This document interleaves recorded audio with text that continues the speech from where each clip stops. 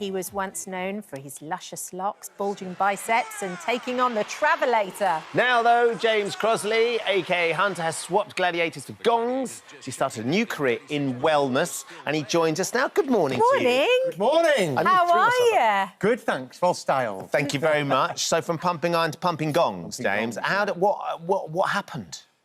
I went to Bali on a yoga retreat, and I ended up in this gong bath kind of by mistake. I thought it was a tour of a pyramid, because it was a gong bath in a pyramid, and I got in there, and there was all these gongs and mattresses, and I had this gong bath, and I had literally the best sleep of my life. I felt so relaxed, and there was 200 people coming in every hour. Wow. And I just thought, there's got to be something in this. And I came back to England, and there wasn't really many gong baths around. And I ended up going to the College of Sound. I studied for 2 years in sound therapy. Lockdown came, and I was playing didgeridoos and chimes just for something to do. And then I ended up only opening a teacher training school to train people to become gong practitioners. And it's really taken off. So, describe to us what a gong bath is and what it does to you mentally. So you don't get wet, for a start. There's a lot of people, they turn up with towels. Don't worry about that. You're bathing in the sounds and the vibrations. Okay. So all you do is you lay down in a very relaxed, comfortable position. You maybe set an intention for something. You do a little bit of breathing to get yourself into that rest and digest parasympathetic nervous system. And then you just lay there and the sounds wash through your body. Okay. Now, if you imagine the brain waves start to slow down, the vibrations... One of my favourite phrases is the issues in the tissues. You're storing stress, you're storing emotions, and all these things vibrate at a slightly different pace. And what the gongs do, they wash through the body, the lion of vibrations, and bring everything up. So this is why you can have such a good night's sleep. You can feel so rested. You can feel stress just disappearing out of your body because you've retuned yourself. Now, you love your yoga, don't you? I've tried a little bit of yoga, and I can't get on with it particularly because the pace of it is too slow for me. I've tried a bit of meditation, and I last about 10 seconds before my mind's whizzing and I'm just distracted and I'm all everywhere. I mean, the idea of this sounds great. I just don't think it's going to fit for me, though, James. I was exactly the same, right? I tried to meditate, I couldn't. Bear in mind, I'm an ex-bodybuilder, an ex-gladiator, an ex-strongman. Playing gongs, it doesn't make sense, does it? But the reality is there's something in it. And what it does, the sounds almost put you into a forced meditation.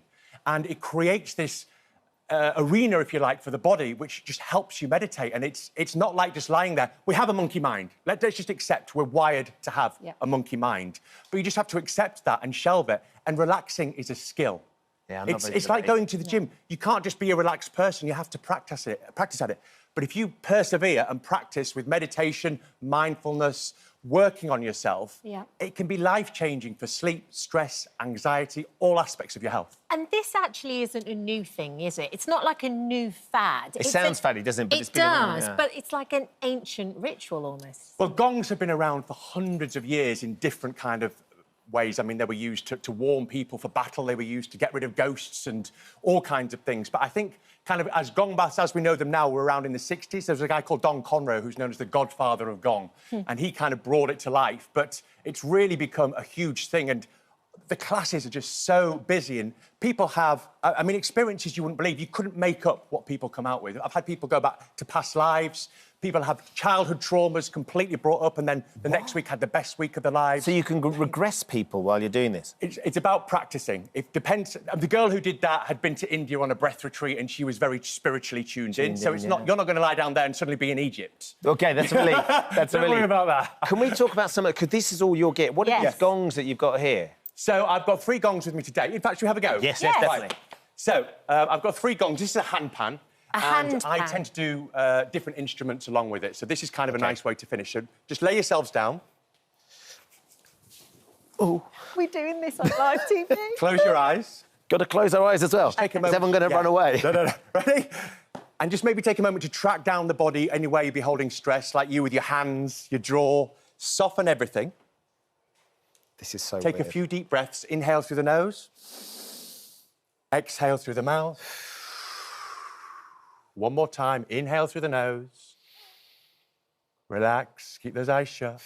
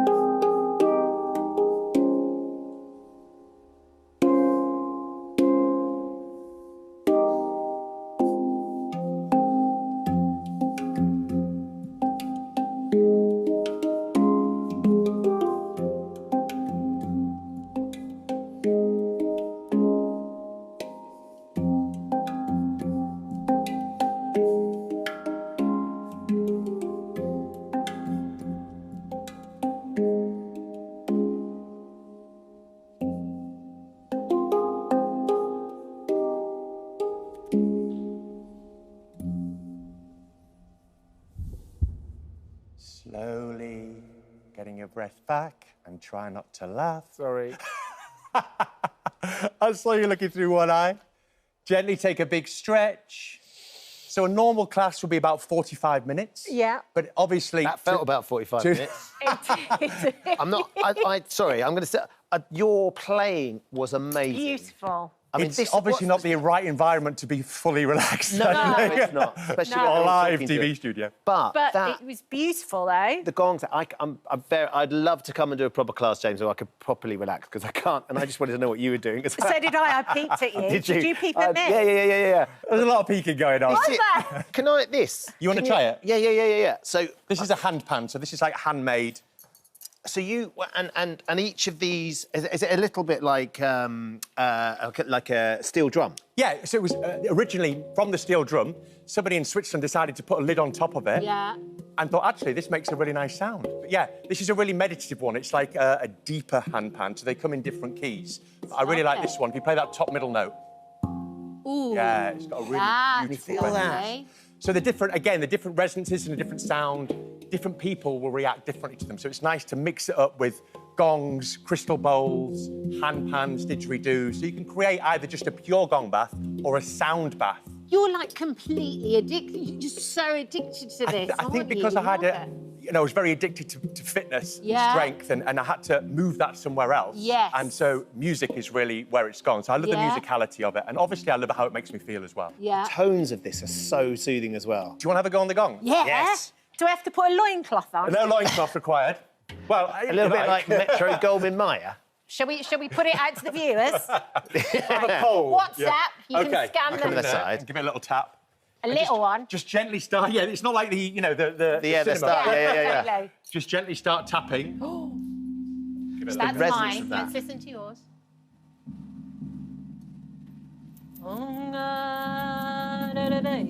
Yeah, you can do a bit of chanting. That's the start of the Lion King. That's the Lion King. I thought she was going some organic chant, and then I realised. And are these the same tone? These two are the same. These are Saturn gongs, so these are tuned gongs. And if you're into astrology, it's that's another way you can look at it with Saturn, which is a very nice gong for moving forward in situations. This is a pasty symphonic gong, so these are tuned to a note, and these are a bit more. The notes are a bit more airy, if you like. But it's really nice to mix them up. And you keep all of these in your house and you practice all the time? My house is like a bring and buy sale. I mean, honestly, it's embarrassing. Like, people come around, they're like, there's gongs, there's hand pans, there's crystal bowls, there's didgeridoos, and they're a bit like, where do you sit? Now, what about your neighbours? They love it. Yeah, they absolutely love it, my neighbours. So they actually, my neighbour messaged me yesterday. She said, I wondered if my son could have hand pan lessons up you, because she can hear me practising. So, amazing. Yeah, I think they seem to really enjoy it. But once you get going with the gongs, they're not actually that loud. They're kind of a little. Well, the idea, because the idea is Yeah, it's a gentle it's a sort of gentle thing, rather whir. than actually our instinct is to whack it. Yeah. Because we've got two boys as well. Give so it that's some the first whirling. thing. Yeah, exactly. So can you do your circular breathing with the didgeridoo? Yeah, I can. Yeah. But that was wow. that was a lockdown thing, because what did you do in lockdown? Well, I looked after two small people. Yeah, practice a lot of juggling. Yeah. Right.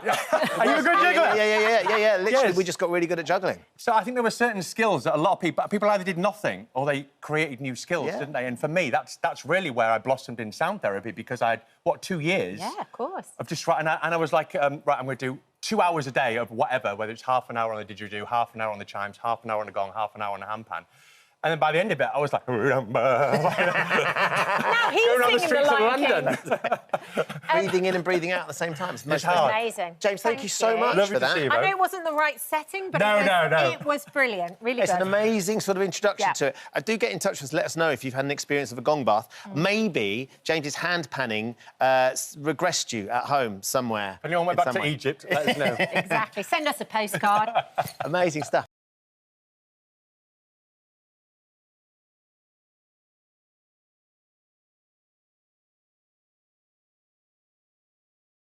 She went for a hot potato. She's banging trouble here, look. It was a whole potato as well. John, you striped her up with one of your taters. It was hotter than Hades. Danny is here now to talk to us. Hello, how are you? I'm very well, how are Did you you? stripe all right. anybody up with your cakes and your bakes? Yeah. I had a go, Ben, I had a go. How mate. was it? It's- Have you done it, any of you? No. No. It is hard work, and there's no help. Was it stressful? Were you expecting help? Yeah, a little bit, yeah, considering I've never baked, but they send loads of gear to your house, so I had mixers and all sorts of, like, apparatus, but I weren't really about, so I didn't practice. But then I thought, actually, I might have had a result because you get to keep all the gear, but then they don't. They come and pick it all up. Took the gear back as well. They send you loads of flour. I had about 800 eggs in my house all plotted up, but I had a go. I think it's such an amazing cause and stuff, you know, stand up to cancer. I watched my Danny do MasterChef. Yes. With lovely John. Really well. She got robbed on that, by the way, John. What happened? Yeah. Where she got elbowed a bit early. She did not. She done a nice bit of I venison. praised her. She was wonderful. Incredible.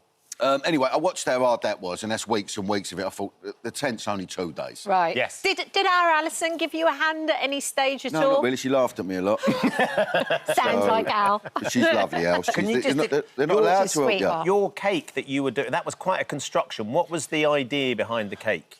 Well, so basically, our week was your biggest failure, which is all you need in a cake. I've had many failures, and so the one that's quite PG and tame was that I did build myself into a wardrobe when I was younger. What? Wow. Well, me and my missus got our first gaff, and we had a kid and stuff, and I tried to be the geezer, and I built a wardrobe into like a tiny. Flat pat it was and it was in a tiny little room. So I was trying to create a walk-in wardrobe in Canning Town, and I put the back on it first, and then I couldn't get out. So I had to smash through the back of it to then get out of the wardrobe, which my missus still mocks me about today. Funny that. So basically, I tried to build... I'd done a cake with 8 layers of sponge, cut an hole in it, put myself in it with an hammer, and... it's like something from The Shining. It was hard. It was hard, though, because you shouldn't put 8 layers of sponge... You've got tilt, hadn't you? Well, they had to do my one first because it was going to fall over. Like the Leaning Tower of Pisa. And when you said Leaning before... Tower of Pisa, that's what it is. Exactly. And when you said before you got all the apparatus arriving to your house, where were you then if you weren't there? Were you filming Jilly Cooper? Yeah, so it's a very surreal thing, me baking cakes, but me baking cakes with a moustache as well. I've got a great big Tom Selleck going on, so I was filming in Bristol. I didn't really have time.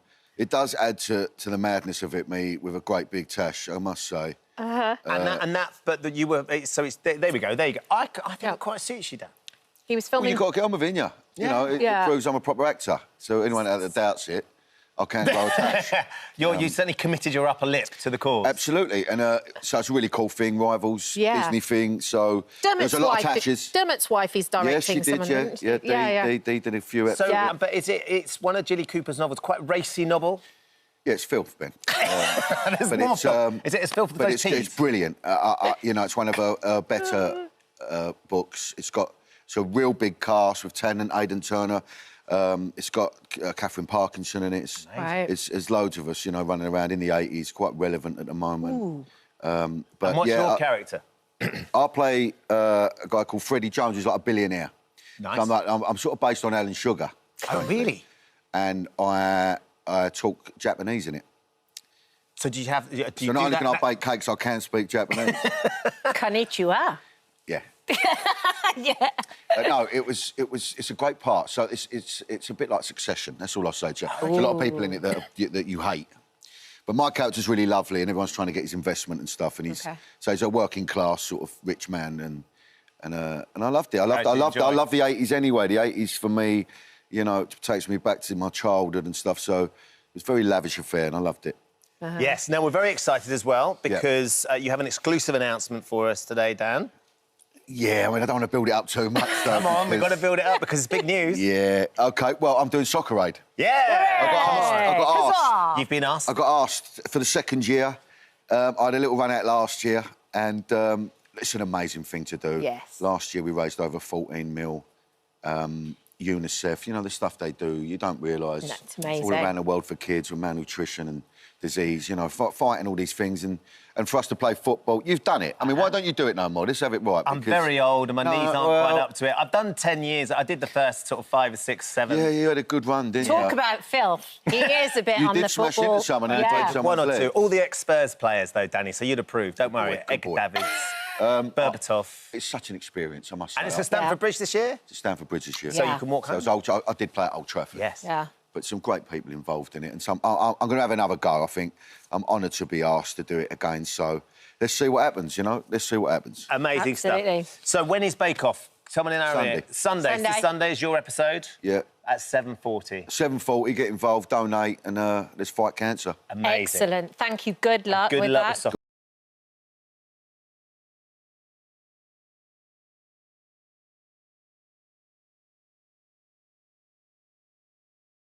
Very exciting day today because I've been invited to meet a Hollywood icon. Jake Gyllenhaal is here to talk about his brand new movie, Roadhouse. Now, this film is action-packed. There are some epic barroom brawls and there's more muscles than an episode of Gladiators. Now, it's actually a reimagining of the 1989 Patrick Swayze film that... honestly... Excuse me, guys, hello. I'm trying to deliver a line here. Do you mind?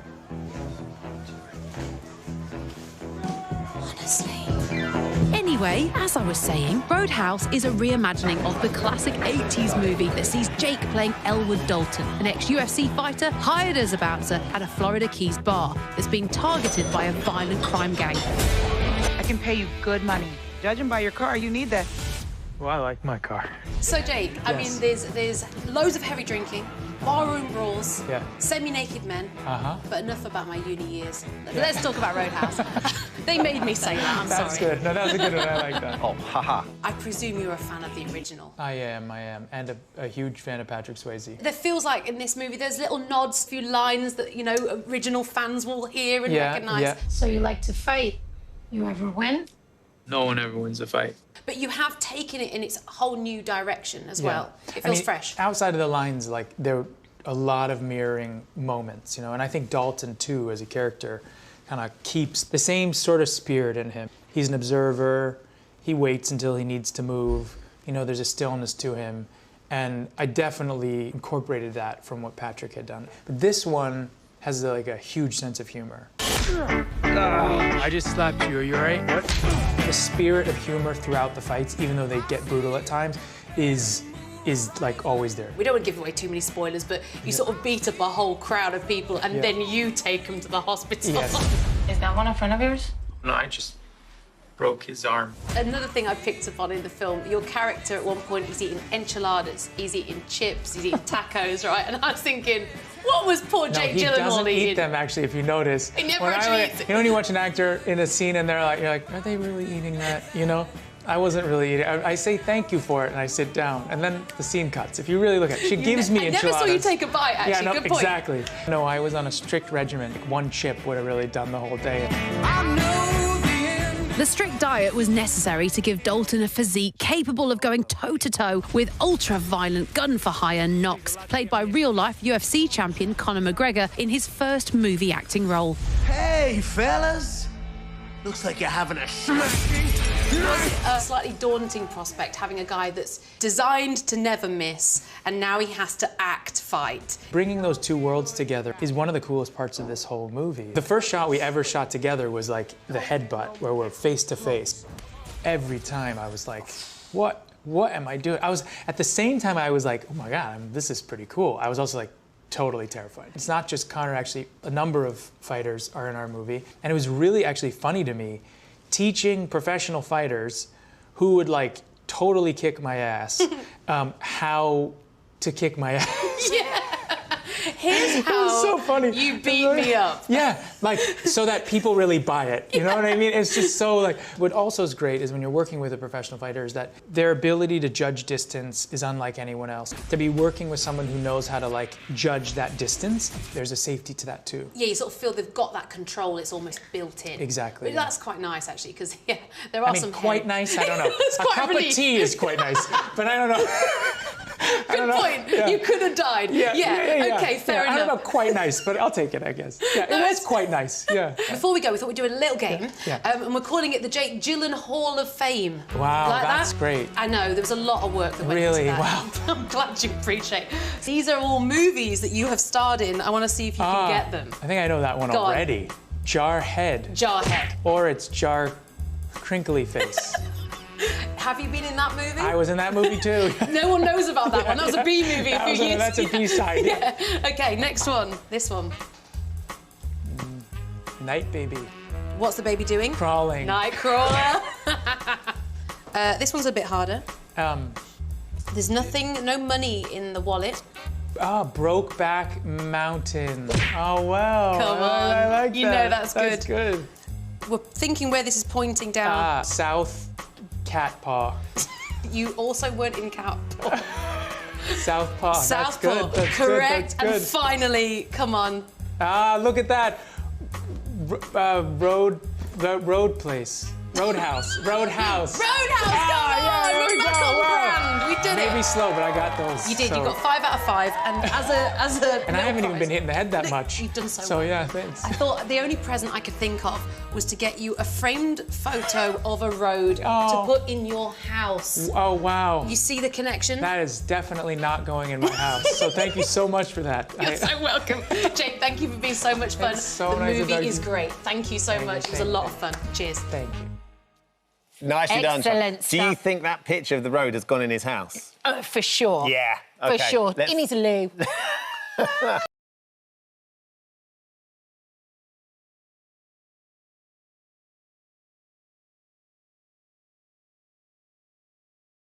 And Lulu joins us now. I was just asking you how it feels when you watch that back. Does it feel like you're the same person? Does it bring back memories? What does it feel like? Well, I've had to look at a lot of film and a lot of photographs because of celebrating the 60s. Everyone's saying, you've got to celebrate it. And I was 75 in November. So there's got to be some celebration this year. And so I've had to look at things. And I remembered when I would look at pictures of myself immediately after they'd been taken and I was 15. I was like, oh, I'm too fat. I'm too this. I'm too... Teenage girls. Yeah, of course. Teenage girls are like. But now I look at them and I think, who is that little person? Yeah. It's kind of sweet. I'm thinking of 60 years, and this tour, it's going to be a sellout. It's very emotional. Yeah. A little bit emotional. Yeah. What do you think, Lulu, if you could go back to that 15-year-old and sit down with her and have a chat, what do you think you'd tell her? Less backcombing? Never. Never. Less hairspray? Never. Not in the 60s. You're funny. Anyway, no, what would it be? Oh, I think everything is okay. Yeah. You're fine. You're okay. You're not too fat. You're not too short. You're not too all the things you think you are.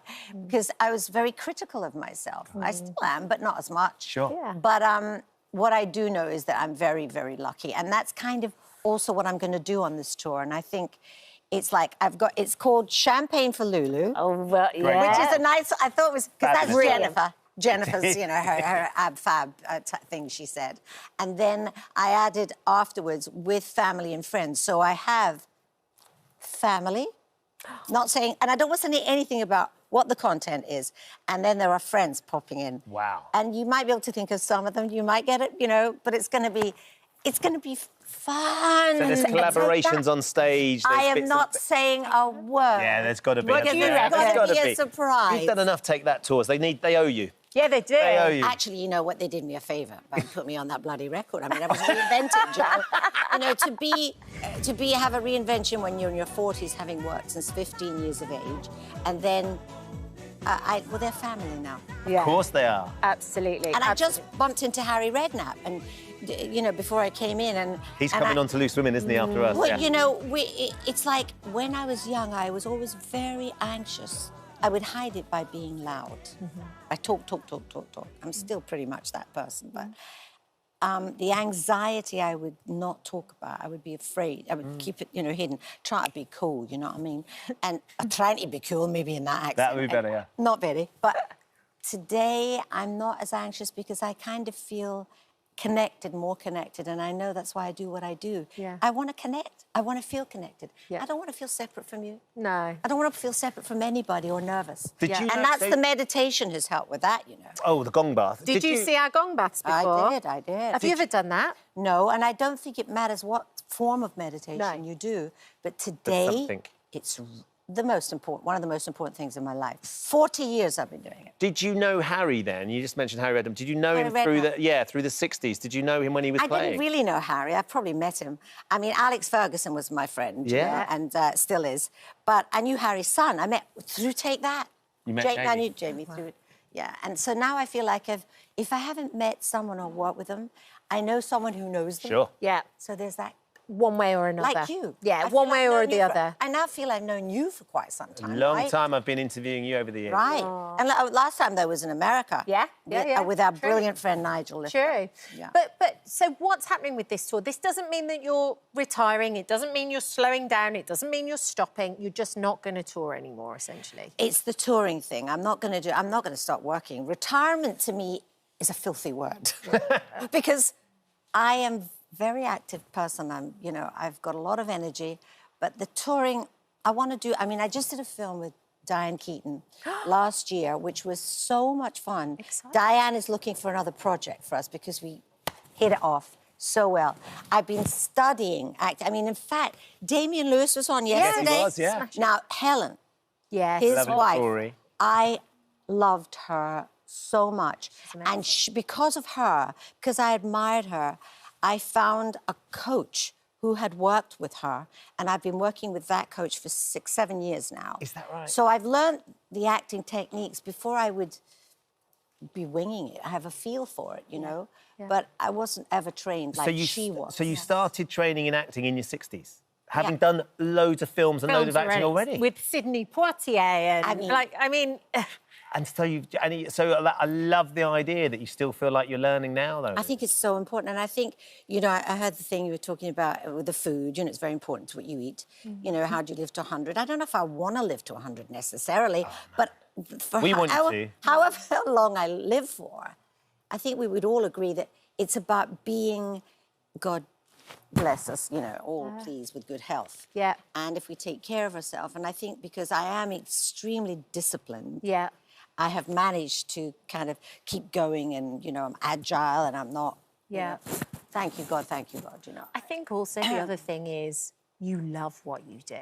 I was talking to the boys about that and said, because sometimes they're like, Mom, don't go to work. And I'm like, no, but I'm so lucky. I love what I do. And it's so important if you can find something that you love.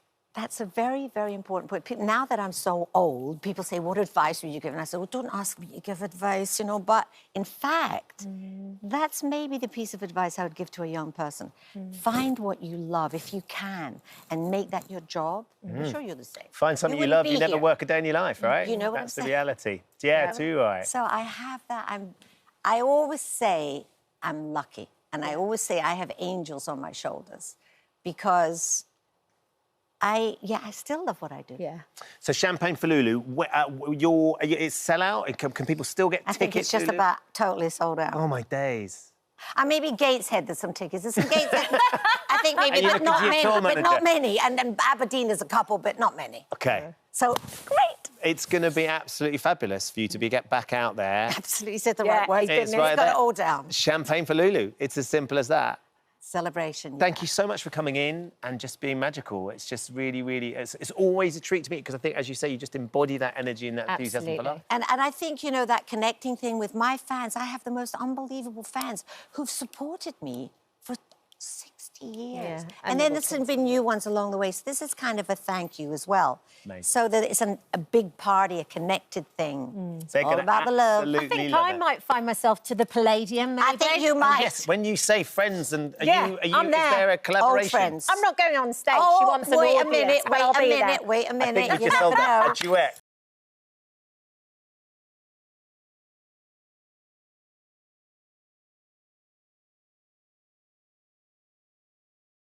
Lewis is here now. Good morning. Hey, good morning. Hello. Good morning. You're mid-tour. This is a treat to have you here in the studio. Very nice to be here. Trying to sell tickets. Quite right, yeah, too. it's not every show's sold out. Some of them. Some of them might be available, but some people are surprised that you're actually doing music because they know you so well from all the acting roles and everything like that. What came first, Damien, the acting or the singing? Pre-being known? It was all happening at the same time. I used to busk. Busked in the tubes here in London. Then I had a motorbike and a tent, and I went down through Europe and busked all through the summers, down through Europe. And in fact, one of the songs, Zaragoza, is about me getting stuck in the Pyrenees as I was going over on my motorbike one night.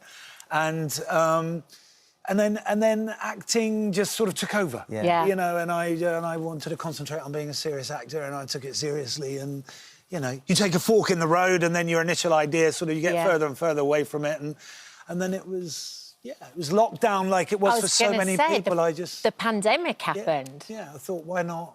I wonder if we could just have a go a bit more seriously, make it a bit more formal. Yeah, have a go. Because you're a brilliant musician and a great singer, and I assume that there were times, rap do's and bits and pieces, where you grab a guitar and busk and play and jam with a few of your castmates. Oh, yeah. A bit of that. Yeah, you couldn't shut me up at a rap party.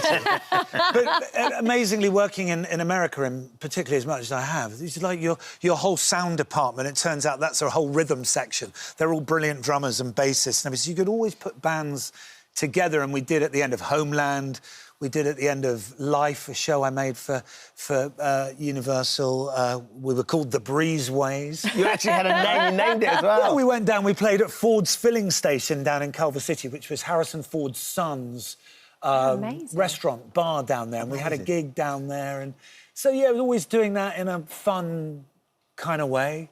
We were having fun, I hope. Yeah. I hope other people were. And now it's just happening a bit more in a bit more of a real way, which is so much fun. Well, because you've got your album out, Mission Creep. Yeah. Was that a fun process to do, or did you start off and then kind of got rid of songs along the way, or how did it work? No, and if I'd written a song, it went on the record. Did it? I've written 10 songs. That feels like quite a lot of stick them on the record. So you haven't had any kicking about since your teenage years that you've been thinking, that's what I played in Prague when I was on my year off on busking? I looked at some of my old songs and they were so terrible. I humiliated myself looking at them, and I thought, so I didn't really feel comfortable writing songs, and then I just with Mission Creep, I felt very comfortable. Came a very particular time in my life. You know, just quite some quite personal songs on there. You know, people will know about Helen, my gorgeous late wife. So there are one or two personal songs on there. I suppose it's quite an intimate album for that reason. But, you know, there's a song on there about spies, because I've made a TV show called... Is it What's the show I made? Spy Among Us? Spy Among Friends. Thank you very much. That's what it was, yeah. Hello. Yeah. Spy Among Friends. He's on tour. So there are lots of different sort of songs on because it was the pandemic, you were saying you started writing, and obviously we spoke to you guys a lot during the pandemic because you and Helen and the team were doing so much to help getting food to frontline people as well and workers. Yeah. And I'd imagine being in the house with the family in the pandemic and suddenly Dad's writing music and writing songs. I mean, that can go one or two ways with the family. I mean, were they encouraging? It's this emoji. Yeah. Dad, really. How's that shift been from them to see Dad talking about doing this, actually going on the road, and now being seen as a bona fide rock star? They're being really sweet. Aww. They're being really sweet about it, and actually, they're really talented musicians themselves. Although they are, Manon and Gully, and they're really good musicians themselves. And I think it can be a bit annoying that your dad's doing music when actually that's the thing you thought you were doing. And so, Dad, I thought you were an actor, and then, well, why are you playing music? But I just keep saying to them, you're much more talented than I am, and so just keep doing your own thing anyway. So, but I think everyone's quite enjoying it. You know, it's. Have you had them on stage with you yet? Because they are brilliant. Because I've seen. No, I keep trying to tell them, come on, family band, when's it going to happen? The Osmonds did it. They did, yeah. The Cores did it. Cores did it. The Lewises, come on. Have you heard of the Jackson 5? I see a Lewis 3 in the road, and there's absolutely not a chance in hell they'll ever do it with me. And are you going to be playing football? Because that was where you guys met, when we first met. You called him filthy, by the way. I heard you on Chris Evans. Filthy player. He's not the first, he won't be the last. But we needed him. Yes. The good news was I was on his side. He was a stopper. He was a stopper. Good tackle. Was he? He fought rugby. Very fit. Very athletic. We had the best time. But you're not going to play again, are you? I'm not this year, no. Knees, retired knees. The last time I played was against your old school for an old boys' side. I thought that was probably the last thing I should do. Thanks for coming today. People can get on tour, see you on tour. Where are you next? Please come and see us. Watford Palace Theatre tomorrow, Wednesday, and then Oxford at the O2 Academy Friday, and then Stroud on Sunday, Poole on Monday. He's going to keep listing these while we throw the loose women are coming up. Christine? Everyone's doing this.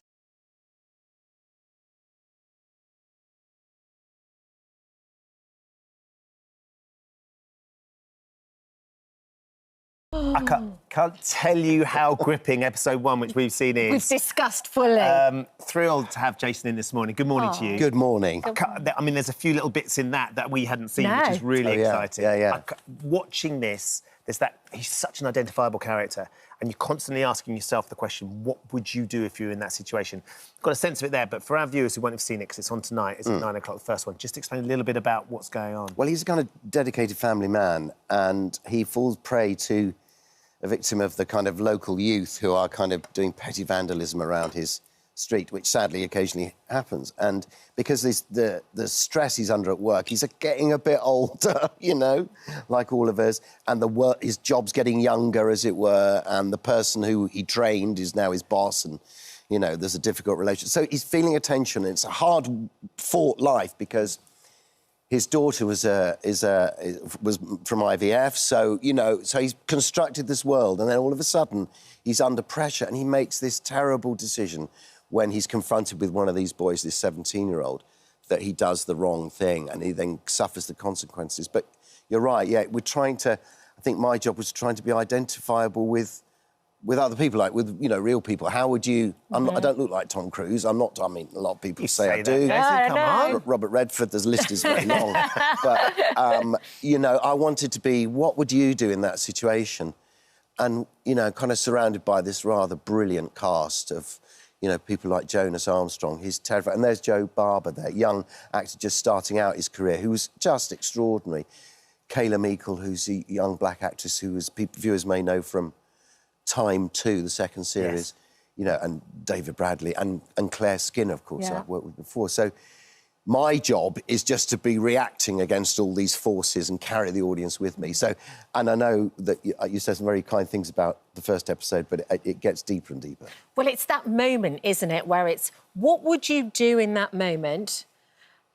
And it would be so easy to make a mistake or, in the split second, make a wrong decision. Yeah. And it's also following the story that you do so well with your character, where it's like, when is he going to hold up his hands and go, I did... Is it too deep to do that now? I mean, he honestly, seems to just be going further well, and further in. Often men might... I mean, maybe this is a generalisation, but often men think, no, I can cope, I can deal with this, I'll take the burden off my family, I'll deal with it. But, of course, it just implodes, and there's a history of him being quite vulnerable and had mental health issues. So Claire's saying, Claire Skinner, who plays my wife, just brilliant, who I've worked with many a time, you know, she's, so you all right? And he won't kind of own up. And, of course, the world starts to, you know, close in on him. And it all unravelling as that initial decision just becomes sort of the spiral. Yeah, and Jonas Armstrong, obviously the lad that I end up punching, who I put in a coma, I think there's no mystery about that, is that,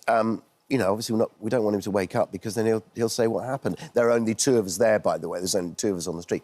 But Jonas gives one of the most wonderful performances as the sort of gangland boss of Joe Barber. It's a really remarkable performance and terrifying. So I don't have to do very much, you know. There's a little sort of stream of comedy in it because the sort of potential disasters are so epic. Yes. That, you know, and it's great having people like Claire with me to reflect that. And it feels like they're just around the corner all the time. That's exactly the other thing. Yeah. You feel as though they're just kind of... Any second, it could all be exposed. And and he's, of course, he's set up this lie, but he's not a very good liar. No. He's just a guy. Hopeless at it. And so... Because he strikes me as the sort of person that's just always been really honest and open and authentic about who he is. And a nice man. He's just maybe how he's found himself, where people are pushing him around and he feels a bit downtrodden. and as it goes on, you know, there's other characters which are probably obvious now that can control people, can... you know, get what they want, be effectual, and he perhaps sees himself being slightly ineffectual, and he's, as I say, he's under a lot of pressure at work, and which goes to the obvious extreme where I think I can say that he's losing his job. We say that's in the first... That's in the first time. Yeah, so, you know, there's the fear of that, the cost of living crisis, that's touched on, you know, and so how do you cope with those things? And the way to cope is to share, isn't it? Yes. You've got to share. Open dialogue, yeah. You mentioned David Bradley, who we saw a little clip of him in there, who and his character clearly becomes more and more important as he goes through. You filmed all this in Budapest. Yeah. Which I think is fascinating. I asked the question. I was like, it doesn't look like Budapest. No, I mean, what does Budapest look like? Yeah. It looks a bit like Warrington. Or well, whatever. it looks like this part of Budapest looks like Warrington. We think it's kind of Warrington area, but a lot of films are shot in Budapest because it looks like Paris, and it's easier to shoot there. And many American films and series are made there, so all the departments are incredibly skilled and talented. So you know, it's one of those jobs where and many actors say this, but it was one of those jobs where the planets aligned and everybody got on so well and was so committed to the project. It's a great script. So it's also a great city to have a rap do in. Oh, yeah. Because I understand that you and David had quite a night on the rap do. Well, David did. I mean, David did. I mean, we did. I mean, I had, like, one night off. I mean, every scene, so... Yeah. But, David's such an amazing person.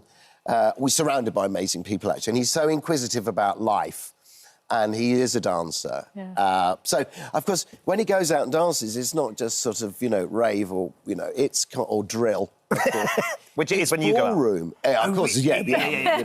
Just do cardboard box, that's me. But yeah, he can do a bit of ballroom, and he's he's full of joy, David, and in his life, he's got a wonderful family life, and he brings all that richness, I think, to his work, and that's one of the reasons why he's been so brilliant over the years. So, excuse me. So, we're so lucky to have somebody like him with us. And we're lucky to have you in this morning, Jason. Honestly, Kat and I love this. Yeah. It's stripped across the next 4 nights, isn't it, on Channel 5? At 9 o'clock. It's absolutely gripping. I cannot wait. Brilliant. It's really annoying. I'm desperate. In this day and age where we can get to binge things straight away, I was so angry that we only had the first episode. I was like, where's the rest of it? Well, I think you'll be able to stream it at some point. Probably at the end, you can binge. Watch it all. It's 4 episodes. It is beautifully binge-worthy. So brilliant. Very much. Thank you. Thank you. And great white cross as well, by the way. Great punch. Yeah. It's funny that, isn't it? You wouldn't think that of me, really. It's always the quiet ones, they say, isn't it? Exactly. The worm that turned, yeah. And by the way, he's an amazing gymnast, so there's strength in there. This is what we know about. I'll get him to do a handstand for you at some point. You need to come he back can again. Across the studio I think on his so. hand. Come back again. Do my one-handed handstand. Thank you Love you so so much. much.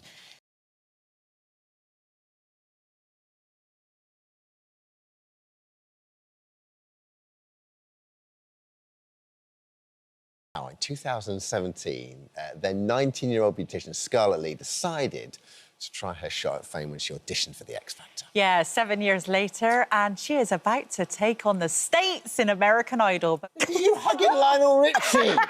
I know! How is that my life? Oh, that's so nice to see you again. Damn it, I'm going to get emotional. It's so lovely to see you, honestly, and you, Josie. Oh. Thank you for having me. Scarlett Lee, when you came in, it was so beautiful because you've obviously been reunited with Dermot. You've been reunited with, Dermot's makeup team. Sarah, and yeah. It was so lovely to see you all reunited. You could see what a family that you were back then, Still are. Yeah. It was though, wasn't it? It was a very tight, like ship. And it was... The thing is, when you tell us, when you came on The X Factor, when you get to the studio, you're just surrounded in that bubble of love, really, aren't you? And you stay there, and you continue to make friends and you take those friends with you for life and you don't get to see them all the time. Yeah. But when you do, the emotions, I'm so overwhelmed because Dermot is such a big part of our household. My mum and dad love him. I love There's your pictures of him everywhere, Honestly, it's like the Hall of Fame of Dermot. We love you. So you first went on X Factor in 2017, and then you went back in 2018. I did. So how did you find your first ever experience of X Factor? I think I was young, so I was trying to grow up and trying to learn stuff and go through life. I wanted my drink, but I didn't really know who I was, And being sent home, obviously, I realised I needed to get it together, big time. You got sent home in the 6-chair challenge, I did, didn't you? yeah. And who sent you home? Sharon Osbourne. Sharon Osbourne, the Queen, yeah. How did that feel, being sent home by Sharon, then? I loved it, actually. I got sent home by Sharon Osbourne. No, at the time, it was devastating. But I've got to be honest, I was so lucky to be there, and it just gives me fuel to my fire, really. I carried on from there. It's funny though, when people sort of would go, when people go away and come back, they either went away, worked hard, came back, or went away, did nothing and came back. But you went away, grafted, came back. So I remember everyone saying, "Oh, in a year she'll be magnificent," and then you did, and you came back, and then Simon obviously just absolutely took you under his wing, didn't he? He did. I'm so grateful, and that whole situation was a whirlwind, and I still don't get it. I've made the best friends, and it's just been the best experience ever. Do you know what I do? I do, Scarlett, because you've got a magic about you. And got lovely energy, isn't she? Yeah, and you know what? You get those knockbacks in life. You get people telling you no, and it's how you react to those people telling you no. It's how you react to those knockbacks. And like Dermot said, you've got yourself better, you've got yourself stronger, and you've come back fighting. I mean, you're a real inspiration. Thank you so much. I didn't think I was going to get emotional. Here we are. Thank you so much, Josie. That means a lot. Just fill in the gaps now. So, finished X Factor, came second. Yeah. Did so well. And then what happened between them and now? I had a battle with anxiety, went through a tough breakup. And is that because, like we talked about the bubble, and then you're out the other side of the bubble? Damn it, I went to bed with like 100 followers and woke up with over 100,000. My life changed overnight, you know, and it was absolutely incredible, obviously. But with that comes the downside. I had to deal with online trolls of, oh, she looks like this, and body image, and it was just a lot to deal with. So I had a long battle with anxiety and depression, and that's why I didn't do music for some time. Yeah. Well, we are happy because you've got a brand new single out now. Shall we have a little look? Yes, please. One for you there. Very emotional. Really emotional. What was the inspiration behind that, Scarlett? It was my life, everything that I've been through, and it was my comeback song again, to just let myself know that I am worthy of something, and if I want people to connect, it has to come from the heart. You've got the most insane voice, Sky. You always have had. But I remember, like, you know, when you remember that first time you got sent home and stuff, you just got to just hone it a little bit more. And now, how old are you now? 26. Right, so you feel like you've lived a life and you've come out the other side. The voice is incredible. Yeah. Where did the idea to do Idol come from? So, is it just like another shot at obviously it's huge. It's the biggest show in the world, right? It genuinely is, and to be honest, I feel like the luckiest girl to have performed in front of those three icons, and it was a dream, massive dream, and to be given that opportunity, I didn't care if I was getting a no. Like, I was there, and I'm a British girl trying to be accepted in America, and the love that I've received from that it's overwhelming, you know? Isn't it? This is home. You brought Katy Perry to tears. Katy Perry was crying over me. Can you believe it? I was like, what's going on? It was, I don't know. I don't know how it happened, but I am so grateful that it did. Oh, I love it. So where are you in the competition now? I'm going to Hollywood, baby. So what happened there? What we just saw, what happened there? They gave you this, is that like the golden buzzer, basically? Ticket, yeah. So it's basically, like that sort of version. Yeah. And it gets you through to Hollywood Week, where you perform again in front of the icons. Not nervous at all, like shaking like this. But yeah, that's the next stage. But, you know, America is absolutely massive. You think of all the talent there, and then you've got that far in American Idol. You should be so proud of yourself, honestly, no matter what happens, I'm just grateful to have done that. Like, it's so many great opportunities, and I get to sing in front of those people, and Katy Perry and Lionel and Luke Bryan. Like, how is that my life? What's it like, you know, the audition process for American Idol compared to the X Factor? I think, you know, the core of it is still the same. It's still a talent show. But I will say, for me, I think I was like, oh, it's going to America. How are people going to understand that this is my dream? But I really wanted to live that American dream. Oh, there are obviously differences, but Idol was full of so many great, talented people. What's that like? Is it intimidating? Oh, I'm like everybody's biggest fan. So I'm like, yeah. And then afterwards, I was like, whoa. You know, seeing all these people go in and move in the judges, I was like, I hope I can have that, you know, touch on the judges as well. Yeah. But Scarlett, you're a grafter. That's what we love about you. Thank you. You are, though, because it wasn't just about, oh, come on, be famous. It was far more than that for you. Thank you. This is what your vocation is. You love singing. I just want to do music that I love and work with great people And you know, you said you're destined for greatness, and you truly are. You know what? You definitely got a magic about you. Now, you're so cute. She is adorable, I know. You'll set her off in a heartbeat as well. Give her a cup of tea, she starts crying this one, honestly. I want a tissue company to sponsor me, guys, for my tears just lately. No, your new song, One For You, it is out now, so very best of luck. Thank you, Best of luck with Idol as well. Thank you so much. Good luck. Thank you so much for having me. I love you guys. No, thank you for coming on. Thank you.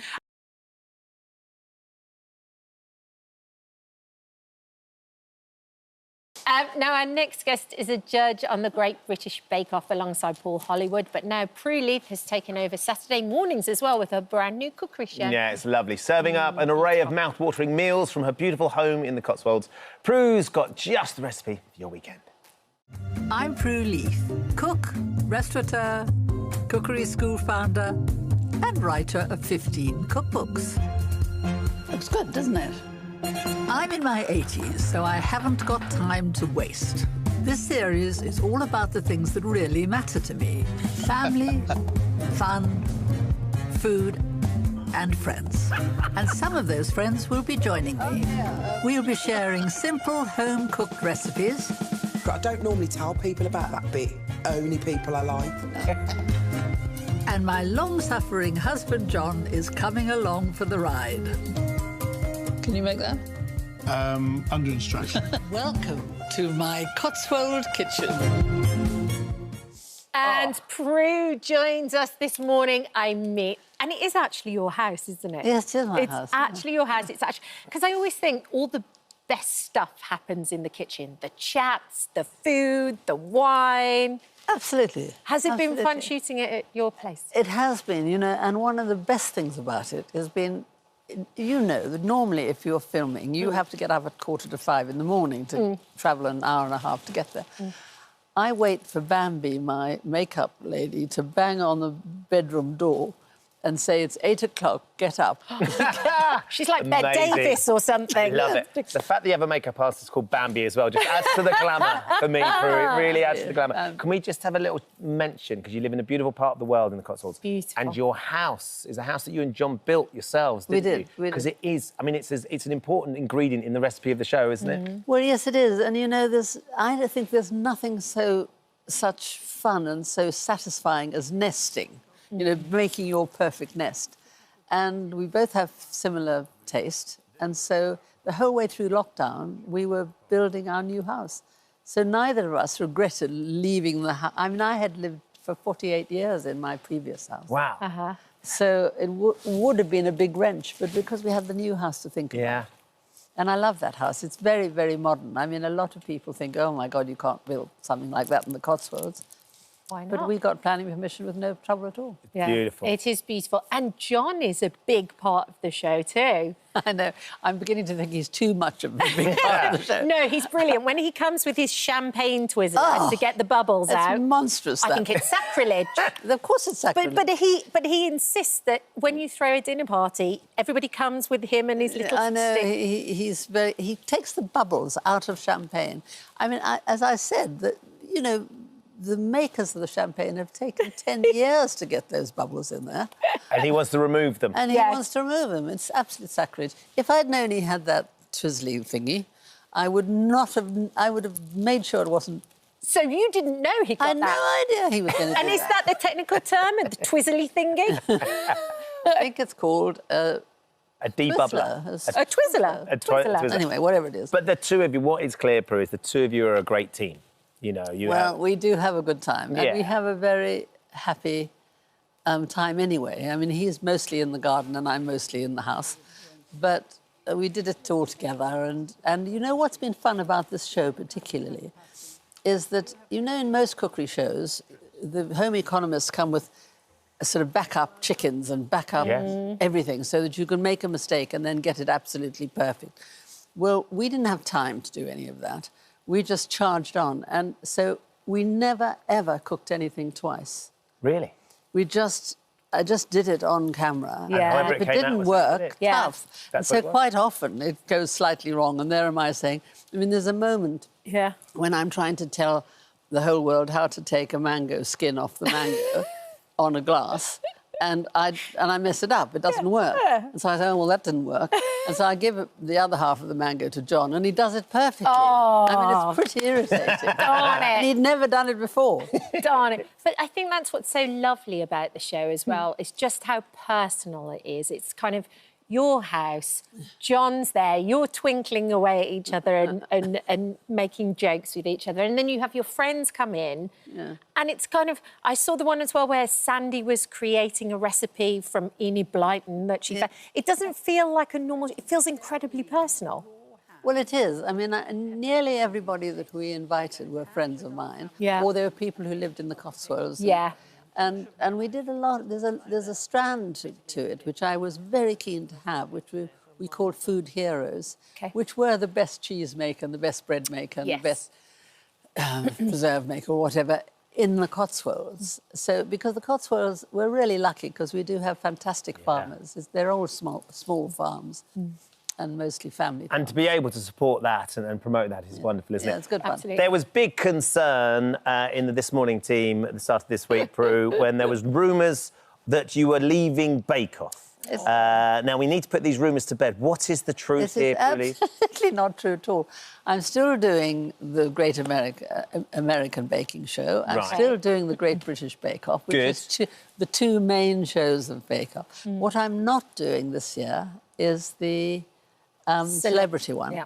And it's mainly because these things are filmed back-to-back the whole way through the summer. So you start in April and you end at the end of August.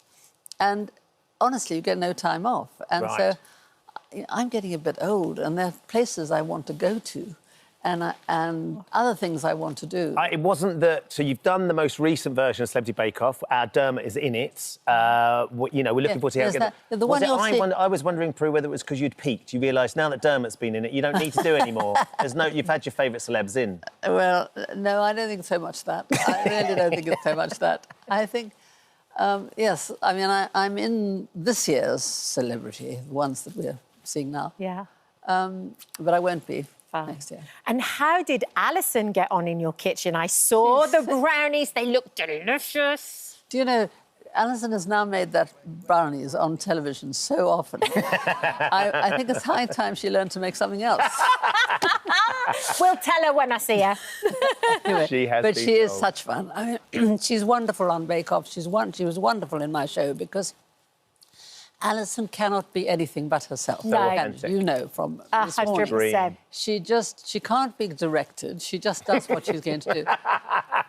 I remember the director just said, you were telling me. When she first came onto Bake Off, one day she said to a baker, on her first morning, she said, well, that's so delicious. She said, I can tell you something. You're not going home, she said.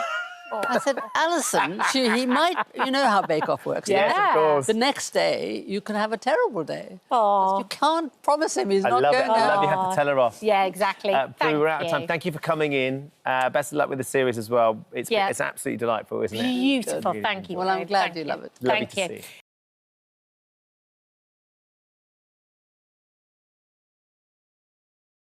That show looks like so much fun. Hi, by the way. Hi. So nice to see you two. Congratulations. Thank you. It's lovely hanging around here today. It's been like watching TV whilst being on TV. Yeah. So but not having any of the responsibility, exactly. It's been lovely. Thank you. It looks so much fun. So we shot it last autumn. Yeah. And it's one of those shows, you know, you're so fortunate every now and again to get a show that just lands in your lap. Yeah. And you're like, yeah, please. Yeah. I've been supporting the RNLI for a very long time. I grew up in Colchester, it's about 10 miles from the sea, so it was always a constant growing up for me. And then my family in Ireland and the southeast of Ireland have always, you know, been fundraisers and supporters of it. So it was one of those shows that it made, and I love my history, so it just made so much sense to me to do. And then we shot the same really small crew. We travelled around the country.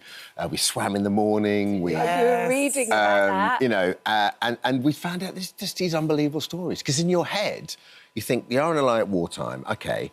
I mean, the premise, the starting point's fascinating because, for 5.5 years, the world is imploding and, you know, is in conflict. And you have these kind of small band of what I've found out quite quickly to be basically Dad's Navy, who are out there, and their sole purpose is to save lives at sea without fear or favour. So it doesn't matter where your soul comes from. And this is from 1824. These are the principles it was founded on. Yeah. It doesn't really matter if we're at war with you, what colour your skin is. If you're in the water, we're getting you out. So during World War II, they would pick up anyone.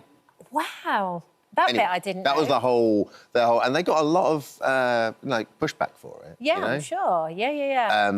But that's their whole thing, without fear or favour. If you're in the water, we want to get you out. It is. The RNLI is an extraordinary organisation, something I'm very passionate about as well. Like you, Dermot, my family are in a small fishing village in Cornwall, in North Cornwall, and the the lifeboat going out in Port Isaac when we were kids was the most exciting. Yeah. It's different now because they're all on pages, but the rockets used to go off, and if one rocket went off, it meant the helicopter was going out. If 2 rockets went off, it meant that the boat was going out, and we'd run down the hill into the village to watch the guys getting dressed up and go out. And the thing, I think the thing you could probably equate it to is like the fire service. So as well, so it's very open, right? So you know, when I was a kid in Colchester, the fire service would open up once a year. You used to go and have a look. The Isle is exactly the same. So if you're down there on a coastal day, you know, on a nice day down on the coast rather, you can go in and, you know, to a point, have a look, and they're so welcoming and open.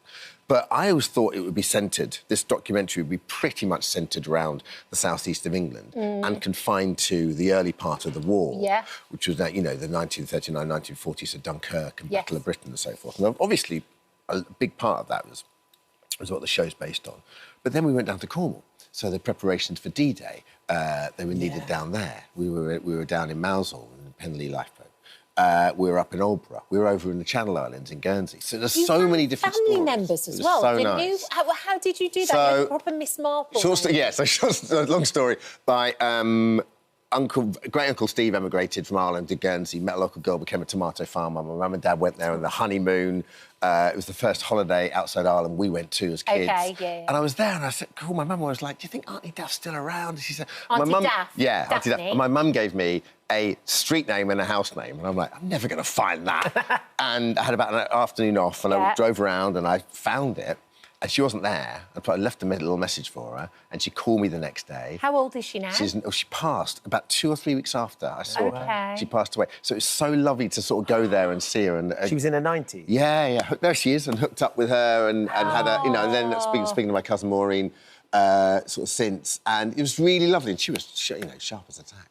It was so nice to see that's her. lovely. And so you had this amazing sort of process of going around the UK and working out how embedded and integrated the RNLI and the lifeboat is to all those communities. Well, and that's the key. The interesting thing is there isn't really a central museum or a central archive, which is both a help and a hindrance, but it's a help in the sense that when you go to these stations, Margate, Aldborough, Guernsey, Penlee, you have these incredible stories that are right there. Very specific to the areas, right? So I'll meet a coxswain that maybe has just retired, whose grandfather went to Dunkirk, and he will have the same notebook. So he'll be getting out. So I'm literally reading these pages of basically the report of what happened. So you know, I stood on the Reculver Cliffs with Chris Samwell, and we looked out, and he was just saying, oh, you know, 1939, 1940 here. German Messerschmitt shot down over there, and then my grandfather launched and to smell the sea you're there, air same and be cliffs, there. same sea, same sky. And it goes through generations as well. They all do it. Yeah. So it's on tonight? Tonight, 9 o'clock, BBC Amazing. 2 and iPlayer. Yeah, it was a privilege to do, honestly. Can't wait to see it. Thanks, guys. Thanks for having me. Amazing. Thank you for coming in.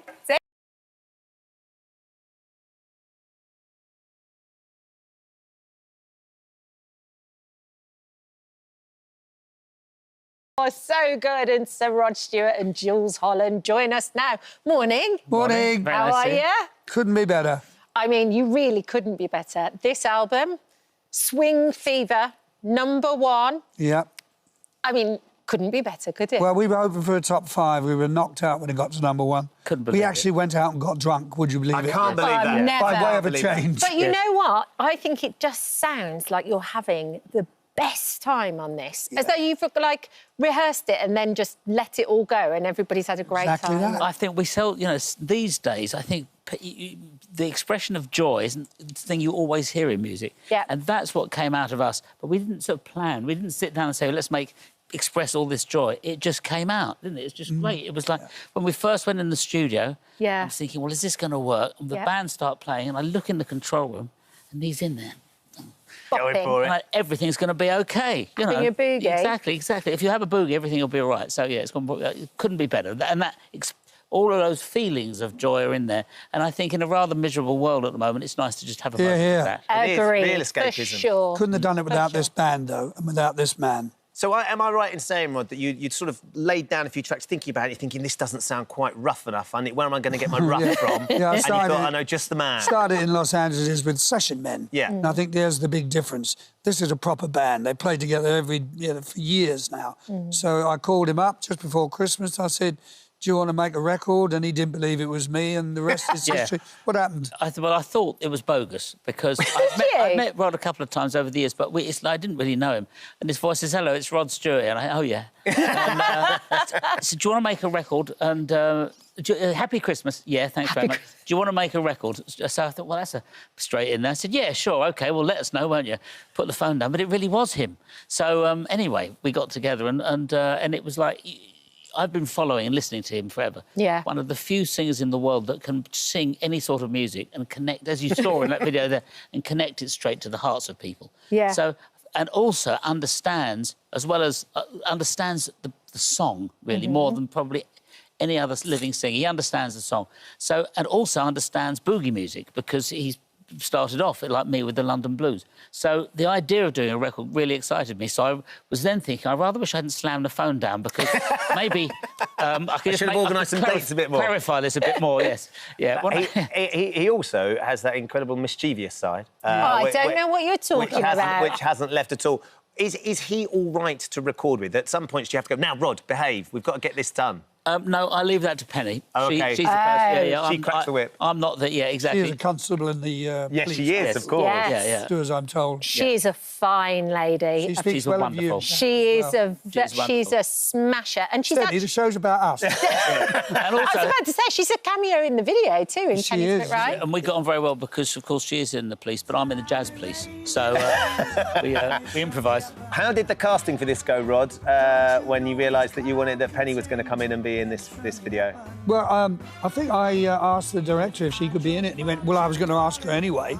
But as far as the casting goes, the 3 girls in the red dresses are in my band anyway, and the rest of it is Jules' band. And Jeremy Deller, who's a fantastic contemporary artist, who won the Turner Prize, he did the video, but he said, he just had this... He understood us, and also he's a great Rod fan, which is why he did it. Oh, amazing. And I think he could hear the joy in it, which I think connects in that. It's quite... Yeah. It was lovely after... It went so quick, didn't it? Everything goes quick like that when you're having fun. Yeah, you're just really enjoying yourselves. It's one of those records that you play before you go out. Couple of glasses. Yeah, get yourself ready. You're not driving. Exactly. I know what you mean. Get yourself ready. Are you going to perform on tour, or are you not doing that anymore? I know you've performed a couple of times together. Both of our calendars, thank the Lord, are very full the rest of this year. So maybe next year, and because the album's done very well globally, so we can consider it, and we're going to have talks after the show. Are you we're all going to have talks after the show. You're going to do it? We're going to have a summit. Will that be in a bar somewhere? It might be. A summit is a drink, isn't it? Yes, it is exactly what it is. Am I right in saying, that, Jules, that this was your very first #1 album? Yes, an incredible thing for me, which is what this man has brought to me. You know, Squeeze had #2s. I've sold records with my big band. Have had records that sold quite a lot, but never a #1. So it's really gratifying for me, and I'm very grateful that Rod wanted to sing with us because it brought out the very best in us. Because the thing that he wanted was what we did. It wasn't like, can you sort of alter it to make it... He wanted actually us, what we did. And I'm so pleased that sound has connected with everybody. And it's only because of the way that his voice connected that has made it all happen. So it's been a pleasure all round. And you also connected over your model trains, I hear. Yes, is that correct? Would that be correct? Now, it's not particularly rock and roll, it though. Isn't, but I like the idea of it. It's funny you should say that. It's bloody... Oh, that's it. You're cancelled. You're off. That's it. Give up. 20 years ago, I decided I on. was tired of being in the closet about model railroads, and I came out and I let cameras in to take pictures. And I'm glad I did, you know, because I'm so proud of what I've achieved. We both are. His layout is sensational. But the thing is, I have to say, when I did first... That's his layout. I did meet Rod at a do somewhere. I can't remember. And I said, you've got a layout. And he said, yeah. I said, I've got one too. But I was treated with suspicion. It wasn't, it's great. Really? It was, well, what gauge? I mean, there was a few... But once I got past the questions, it was great. You've got to prove your credentials. I wasn't just like sort of a bogus. But he's got a skyscraper that's over 6 foot tall. It's taller than my wife. Yeah. It's HO scale. Yeah. Right. But, you know, But it's over 6 See, they're foot tall. talking in tongues now. It's like a layout. Get back to the audience. I said to him that you've got to, for a structure that's over 6 foot tall, you actually do have to have planning permission for that, for this little building that he's doing. But he thinks he's got the planning committee in his pocket because they're only that big. Got that through, Jules.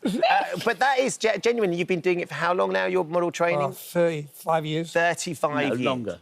Probably longer, yeah. It's been with me all my life, on and on. How you gave me those old locos you made. Tell me how long time. God, how big is your setup? Just try and explain how big your setup. I mean, it is. Mine's about longer than this whole studio. 60 by 60 odd feet by 35 feet wide. Amazing. The other thing that Rod loves is football. Oh, yes, I know that. Many years ago, I came to visit you and Penn at your house in Epping, where I grew up, and I got to go and play football. Is it a clip? We're going to show a little clip of One Night Only with Rod Stewart when I got to go and play football with Rod himself. So, and here she is. Wow. You've got training walls. Oh, don't mess about. My free kicks. It's like a carpet. Taking pictures. That was a blinding effort. I loved the first words out of his mouth, though, were, you're a rugby player, right? Yeah, exactly. But, that setup there, for me, was... Forget your model trains. You had changing rooms. You had all the big teams came down and played there as well. Yeah. Celtic came down and trained pre-season. They came down and trained twice. Liverpool came down here. Newcastle.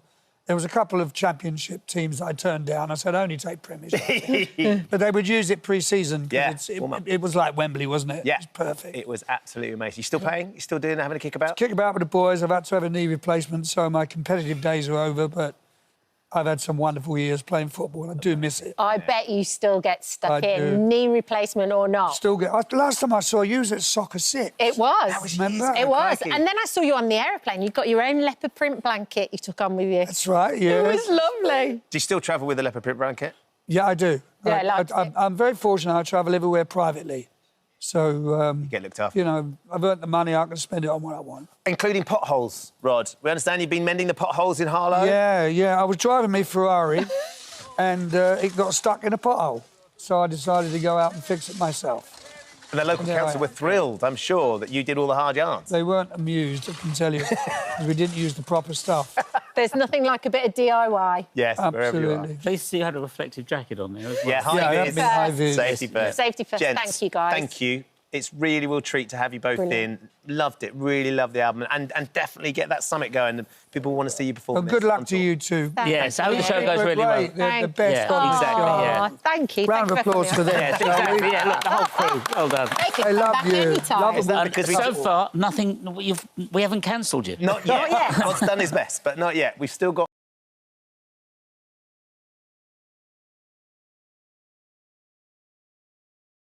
And we are delighted because Sally joins us now. Sally, do you ever put your feet up? You were here not long ago, weren't you, with Madame Blanc Mysteries? I bet you think I'm a celebrity stalker, don't you? Just, can I come in? You've been hanging around here since then. Can I come in? Love Rat, talk us through it. Talk us through the storyline. So it's a fantastic script by Polly Buckle, and it's just... Basically, it's about this woman who has had a really... She's absolutely in love with her husband, but her husband's constantly doing business deals that go wrong, and she just can't take it anymore. Played by the brilliant Neil Morrissey, basically she's got this she divorces. She's got this holiday time. She just goes to where she's always gone in Cyprus, and she's there, and she meets this other divorcee. She thinks this lovely bloke who owns the hotel, and they get on and they have a lovely time, and basically fall madly in love. She thinks. Yeah. And that's where the rot starts. And it's just such a horrible thing that happens to her because he steals her heart as well as her money. But that's not what the story's about. That's literally in the first step. It turns into this really dark psychological drama and you go down a million... I love that. I can't stand at the moment when you get a bad ending. And you're giving all that commitment in, and then you get an ending and you go, is that it? You know, I'm busy. What's this? I read the scripts and the ending, I went, oh! Yeah. Right. You know, and I write mystery, so I was like, I didn't see that one coming. It was great. How many episodes is it? 4, so it's over every night. Oh, great. So it's like one of them, you know, and that Channel 5 do so brilliantly, like, over every night. So, yeah, so I was really excited to do it, you know. So it was Neil Morrissey, Gerald Kidd, who's absolutely lovely. And we just had a great time doing it, but it's dark. It's, yeah, it's... Yeah, it's dark. I love the ones where... I just love the ones where you just never know what's around the corner. It really goes like that, honestly. You go down there, because I was like that with the script. Oh, wow. Oh, I thought, I've got to have to do this, aren't I? Can't wait. Nice. It's great. You're producing as well? I'm not producing this one, no. I've got the next clapperboard. I've produced it. Mm-hmm. Yeah, Mr. Andy Morgan produced this one. So, yeah, I didn't do it, no. I just was a nice, lovely actress on this. Is it quite nice not to be producing and actually you can just turn up and go, I'd have to worry about that or that? Then again, when you see it, you go, you earned your money. Sally, we've got to ask, happy to say, and happy International Women's Day to you. Thank you so much. Thank you. I mean, you've been incredible in the industry. Can you just tell us what was it like starting out in the industry? You know, as a woman. Honest to God, you can't believe it, and Dermot will know this as well. You see it, and because I've been knocking around for 25 years now, and you know, you used to go on set in some things, and they'd like pat you on the bum, and you know, and say, "Have you put a bit of weight on?" And never, always, constant, and you know, and I think when I started off in the early days, it was sort of like the ladette time. So it was almost like a inverse feminism, like you weren't one of the lads if you didn't get your kit off or if you didn't do this. And it was just to drive me insane because I thought, could you sort of pressured into that kind of thing? I mean, I was a little bit older when I started, but I saw it happening and it's so different now. It's so different now. And we're not there by any stretch of the imagination. You know, for example, there's only 14% of women writers do primetime television in this country, which is ridiculous. That's different in every other country. It's only 14. Why do you put that? Why do you think that is? I have no idea. I think people get very scared because it's so hard to get anything commissioned. I think they get very scared, so they go back to their type, which is naturally, well, normally male. It has been, you know, and then they've got, well, there's these are very famous women. So, I mean, when we wrote Madame Blanc, we are of a very, very, very small percentage.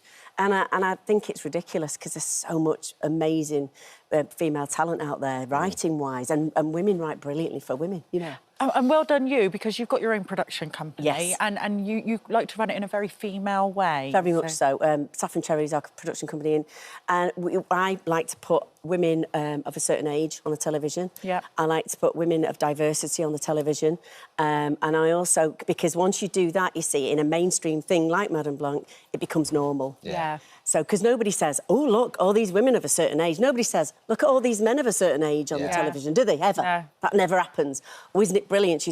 And once that question, once we stop talking about it and it becomes normal, then I'll be happy. Probably not in this generation, but... Is that a struggle to do that? Or do you...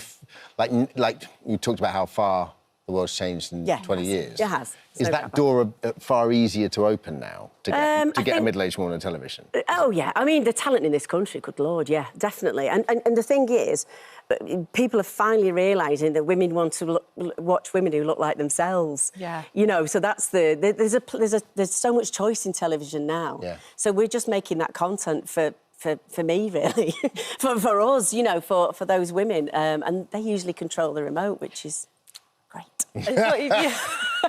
Sal, I mean, it must be an honour to be in a position as a woman that can do that for other women. Yeah. I mean, how does it make you feel? I feel very privileged, and I feel like... And it's a door you can't go through as well, back through, because I was convinced by my business partner, Caroline, to do this, you know, because I was like, well, I'm just an actor. And then when you start doing it, you think, well, I've done this for 20 years. I know exactly what I'm doing. Yeah. You know, I've read thousands of scripts. I've been on thousands of sets. You know, of course I know what I'm doing. And I think that's a problem sometimes with women, which thing we're going to talk about in a minute. Women don't feel they're not encouraged by people. Men are brought up to think of course I can do it, even though they can't, you know, whereas women are, well, I'm not quite sure. And that's got to change, I feel. How do you change that? Like, what are the big steps, do you think? Well, I've got to... can I talk about my... Oh, you definitely can, so, yes. Basically, I am president of a thing called the Women of the Year Awards, and it's essentially a room full of women that we meet every year. It's on the 11th of October at the Etihad, Man City. Yes, City. We've gone to Manchester. And basically what happens, I went there in 2018 to present an award. And it's a room full of CEOs, of female CEOs from the construction company, from retail. It's not about turns like me. It's not about actors and movie stars and stuff. It's just real women, real CEOs. Construction companies, retail, pharmaceutical, cars, proper CEOs that have gone against the grain and are, you know, and they want to encourage their girls from the ground up. So basically we have this award ceremony where there's 600 women in the room and they literally just support each other. We have inspirational speakers. We have 3 awards. We give charities to the Princess Trust Helping Women awards.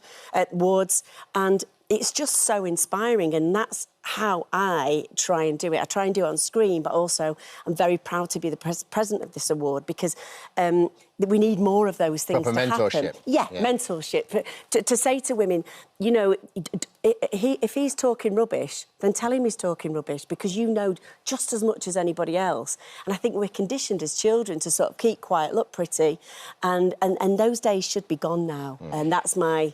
Sorry, I'm quite passionate about this. I love it. Sal, do you know what, Sal? You're a complete icon. Oh, you mate, are. You stop are. it. No, you're really inspirational. You're very kind. Thank you. Thank you. For coming That's very on and sharing kind. that. I love it here. Don't worry, I won't be here tomorrow.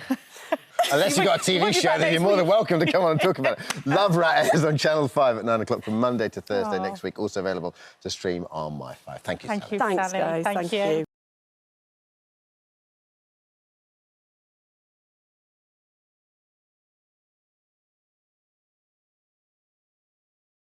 And Neil is here now to tell us why it all starts with a voice. Good morning, Neil. Good morning. I mean, you know, you couldn't have 2 different accents on today. Yeah, we've got Craig's Irish, we've got It's Mike lovely. Bristolian. Yeah, no, it's great. They're both real. Love hearing it. Neil, I know, yeah, I know. You're not putting them on. I mean, they're all thanking you at their award ceremonies. How did you get into the industry? I trained as an actor. First of all, yes, sorry, I'm just getting over the lurgy. I trained as an actor. I went to drama school, and then I went to the Central School and did the voice teaching course. And actually, whilst I was at drama school, my head of voice said to me, I think you're interested in voice. I think that's something you should think about. And when she said it to me, I thought, are you just trying to say that I won't have a career as an actor? Is that what you're steering me in another direction? And actually, after a few years of acting, I realised she was right. Actually, that was something that I wanted to do, you know. And so I trained as a voice teacher, worked in the theatre, worked at the Royal Shakespeare Company, and then went into the West End and did lots of lovely plays. I worked at the National. So how did you make the transition from theatre then to film sets? A friend of mine was working on a film, Mel Churcher, and she had to leave the film early. And she said to me, look, I know that you're interested in coming into film and you want to work in film and television. Do you want to come on board and finish off the film? And it was great because she talked me into it. She told me about the etiquette of a film set and how it all worked and where to go for lunch, very important, where to get your sides and so that was my first job. And then I got into doing other TV via that. I did Rome for HBO. That was a big job as well. So the names are Helen Bonham Carter, Mark Ruffalo, Daniel Craig, Keira Knightley, Hugh Jackman, Saoirse Ronan, Judi Dench. Of course, we saw, what you did, this year as well. Incredible actors, and we presume they can just do these things off the cuff, but they all need help when they're trying these accents today. Yeah. I mean, some come into it with more preparation than others, I think, and some have more of an aptitude for it than others. But they all work hard. They want to do a good job. They want to serve the accent and I think feel a sense of responsibility for it as well, Particularly when you're telling big stories. I think of The King's Speech, because you worked with Colin Firth. I did, yeah. And you helped him with his stutter in that movie. I mean, that's a very different side of it. But he absolutely nailed it. You absolutely nailed it. Talk to us about that. Yeah, well, for me, that was interesting because I'm not a speech therapist. That's not my background. So, again, I had help from a friend and colleague, Annie Morrison, who is a speech therapist. She came in, helped me. The British Stammering Association helped as well and gave a lot of advice. And unfortunately, we're very lucky. We still have a lot of those old Pathé newsreels that we could listen to and watch. And And it's not just the realisation in terms of speech with a stammer, it's also, there's a great deal of physicality that comes with it as well. So it was useful to watch Bertie and to see how that manifested itself in his body as well as his speech. And so that was great to work on. We've got a little clip. I'd like to see it, actually, to remind us Yeah, of OK, that. I would. How does it feel watching that, knowing that you were responsible? Yeah, amazing. I mean, I'm very proud of the film. And it was a great job to do. It was wonderful. And for me, as somebody that works with voice, in a way, it was a project that had at the very centre of it the idea of a voice and a person who didn't have a voice. I mean, physically, emotionally, psychologically, Bertie couldn't find his voice. And through that work that he did with Logue, he found a voice at a time when the nation needed it during the war and needed to hear from him. Where do you start? When someone comes into you and they go, I need to be Australian, Irish, Bristolian, whatever, where do you start? I think for me, it always feels like I'm starting from the very beginning, even if it's an accent that I know very well, even if it's an actor with whom I've worked a lot, because the challenges are always different. The characters are different, the script is different. And so for me, I always have like a framework, a blueprint of sounds.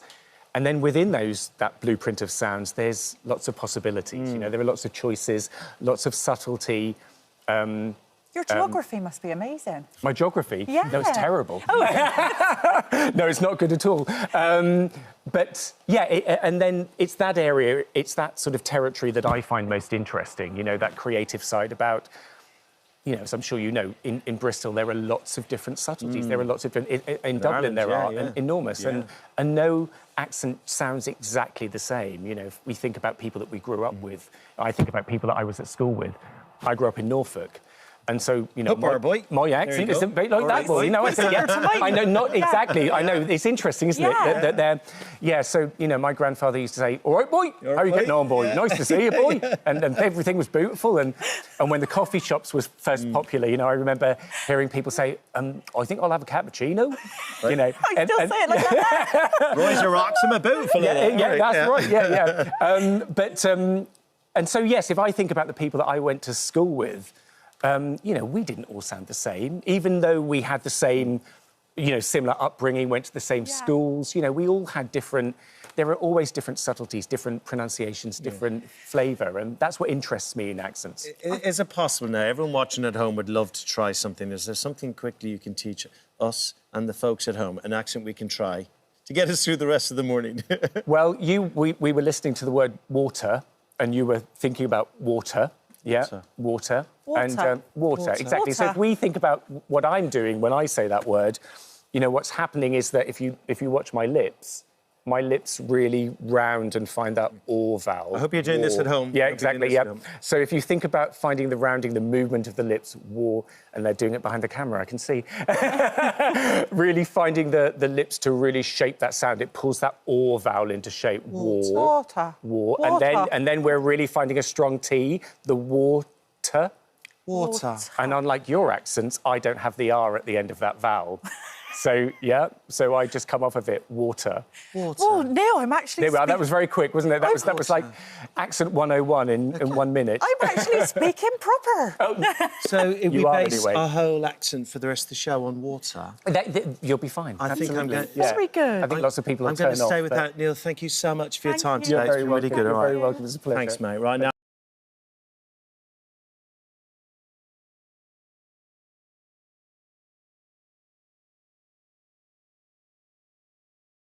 Those pampered housemaids have it easy compared to the I'm a Celeb campmates. In the jungle, Josie, camp can turn into an old pressure cooker. A bit of tiredness, the odd failed bean fritter. Things can happen, Jose, because last series, Fred and Josie, there were more sparks between these two than the actual fire itself. Have a look at this. Hopefully this works. She's got no eggs, she's got no flour, nothing but beans and oil. The moment of truth, bean fritters. But I have stopped advising, I've stopped saying anything. I'm just, going with the flow. Go on, Josie. Have fun. I don't think I can turn them. Don't think it's going to work. No, it's not working. It's not sticking. The fritters were a bad idea. Mission abort, mission abort. But you know what you can do? You can use the oil that you have there, put it in the beans, not all of it. No, I'm going to fry the whole lot of it. It'll still be like fried beans, but it's just not sticking together. Very quickly, obviously, she said, I'm aborting the mission. Yeah. Oh, well, the I'm a Celeb campmate was long away, and there's no bean fritters in sight today. We should point out you haven't watched. That's the first time you've seen any of this. First time I've seen any of that. Yeah. Okay. Yeah, but instead, Fred's here to share a family favourite. You've got roast chicken soup and sweet corn on the menu, haven't you, Fred? Yes. Why didn't you do bean fritters?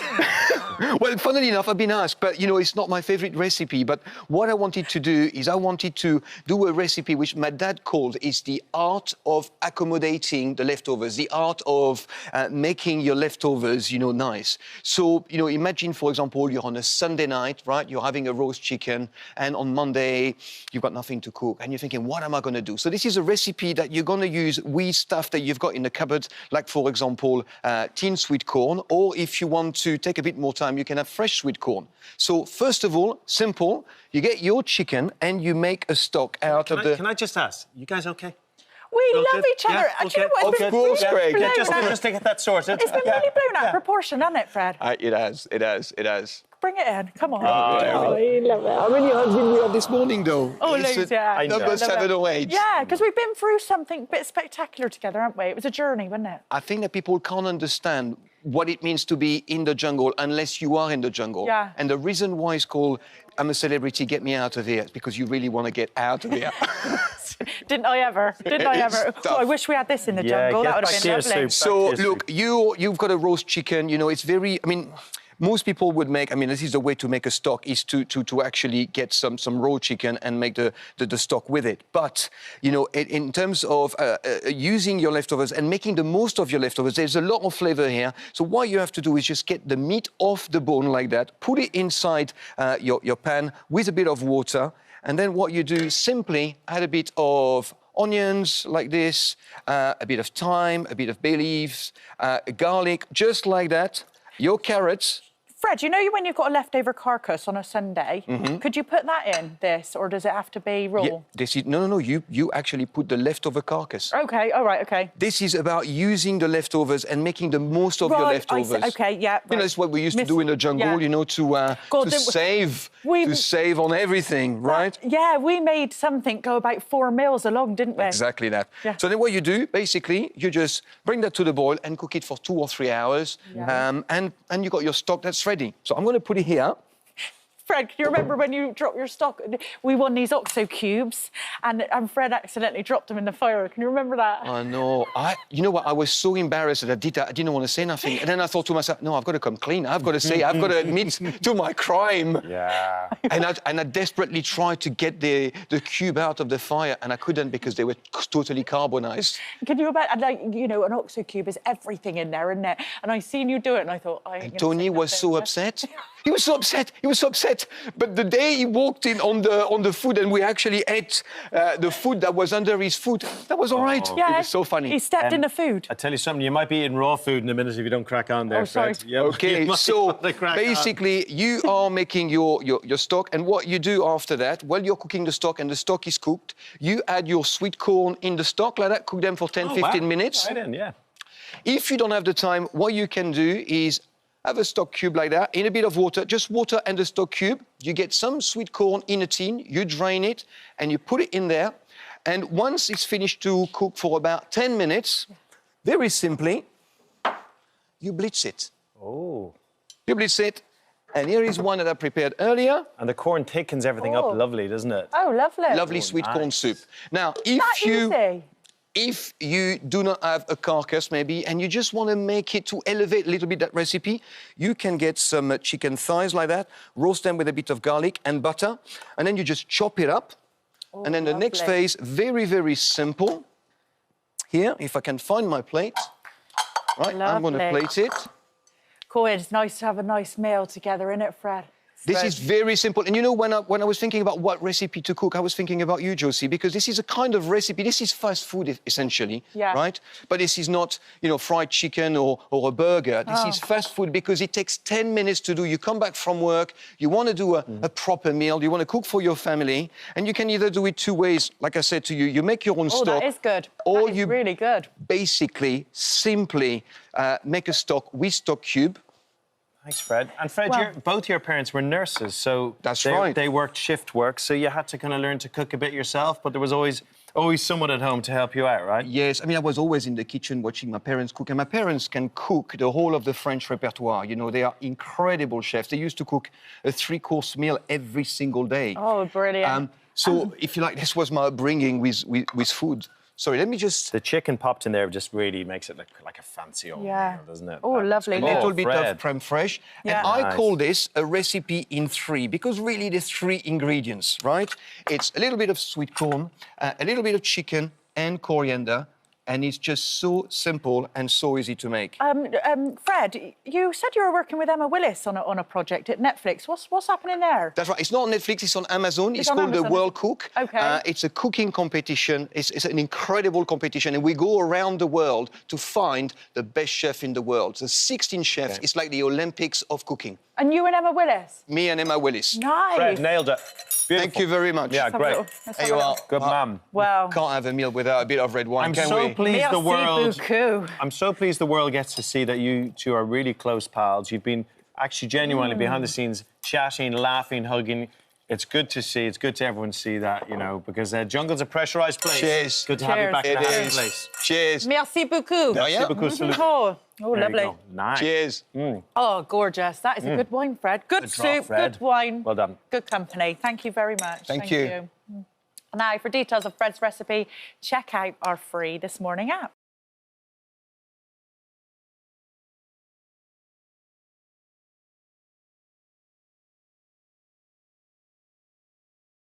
Is in action, and Tucker joins us now. Thank you for coming onto the sofa. Thank you for having me. Oh, do you know what? I've been watching The Dragon's Den. I think it's the best yet. I think the pitches are incredible. All your dragons, amazing. And this is your 9th series. 9th series, yes. Can you remember when you first got the call to do it? Yeah, I do remember. Through a PR company I was dealing with, and they said to me, they're looking for 3 new dragons. Would you like to go for an audition? I said, I'm never going to get... So I said, why not? So I went for the audition, and it's fine. First time on TV, I'm not... And then I went away, heard nothing for a month, and then I got a call saying, would I go up to Manchester for lunch? I'm in London. Lunch? OK. So I arrived in Manchester. Steve Hadley, who was the producer there, looked at me and said, I want you. I want you on my show. You're going to be a dragon. And that was the beginning. I like the way you had to pitch for it. There's a certain irony that you had to, you were face a scouted, TV really. dragon to get a TV job. Do you know, at the time, I felt there must be auditioning 100 people. I'm just one of 100. So I didn't assume that I'd be offered the position of a dragon. Do you know why I like you on it? Because obviously your success has mean you know what you're talking about, but, you know, you've had failings in the early years. You know what that's like to recover from failure and the learnings from failure. Talk to us about that. Well, my business experience goes back 50 years. So I outdo all the other dragons as far as experience, of course. However, I started off in my 20s from being a garment manufacturer, and eventually, in my late 20s, by default, I became chairman of 2 public companies, unique in its day. The second company that I bought into, I did no due diligence. And net assets showed 22 million. We did a review after I invested. There were 12 million in the red. Lost everything. But best experience of my life. Why? Because I was young, I wasn't married, I was single, got myself up and said, I'm not giving up. I'm going to carry on. Started all over again. So those fails have been like a learning curve for you, really? Yeah. Every single fail is a learn. Look, there's no entrepreneur who hasn't failed. OK. And there's no entrepreneur who's a multi-skill entrepreneur who hasn't got a business that's in intensive care. You know, I've got one very close to here already. So thing about failure is part of being an entrepreneur. Yeah. Going back to the Dragons then, like I said, I think it's the best series yet. I think it's brilliant. But what do you think people can expect from this series yourself?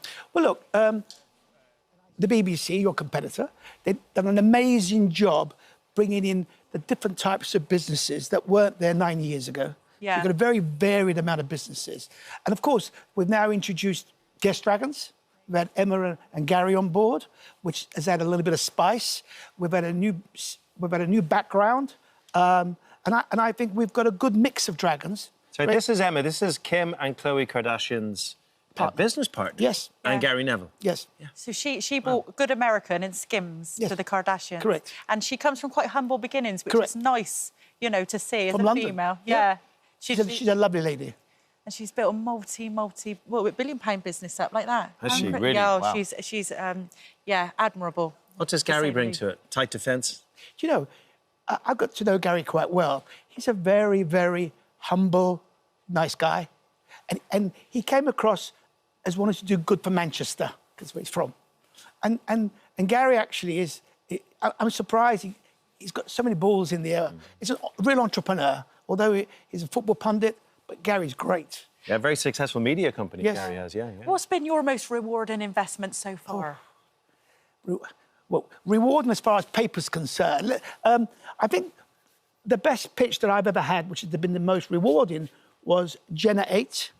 This is where you give Jenna 8 permission to use your cookie and your data, and they sell that, and you get rewards back. So Peter and I invested 30,000 each, for 5% each, which spared the company at 600,000. They just raised new finance at 30 million valuation. Oh, nice. So it's only on paper. Yeah. The thing about dragons, you do it because of passion. You do it because you want to give back. Yeah, you do it because you want to return on your investment. But is there any you're still kicking yourself about? No, I don't kick about anything. Do you know why? If I did that, I'd be kicking about... For me, it's very much, how do I help entrepreneurs grow their businesses? And whether it's in the den or outside the den, it's my passion to help people. How often is it about the pitch or just you taking Stephen Bartlett down? Or Peter Jones down? I mean, the internal competition must be heavy. No, look, we have a little expression. What happens in the den stays in the den, and what happens outside the den, we're all friends. As far as the den is concerned, if anybody says to me, he doesn't know anything, that's when I get upset. Because then I just say, I've got 50 years' experience and you've got 3. You tell me who's got more experience. Do you hang out together outside? Yes, of course. Oh, you're all friends? We're all friends. We go out for dinner every night. We have a chit-chat and we all keep in touch. OK, well, send some tip-offs our way, will you? Yeah. You know what I mean? Because we fancy a slice of the pie. You know what I mean? Well, you never know. Never know. Yeah. Never know. Thank you so much for Thank you coming so on, much. Suker. Dragon's Den continues every Thursday night at 8 p.m. on BBC, and it is a fantastic series. Thank you. So well done, I'll pass you guys. it on to the other dragons. Yeah, please Thank you very much. Please do. So you can do it that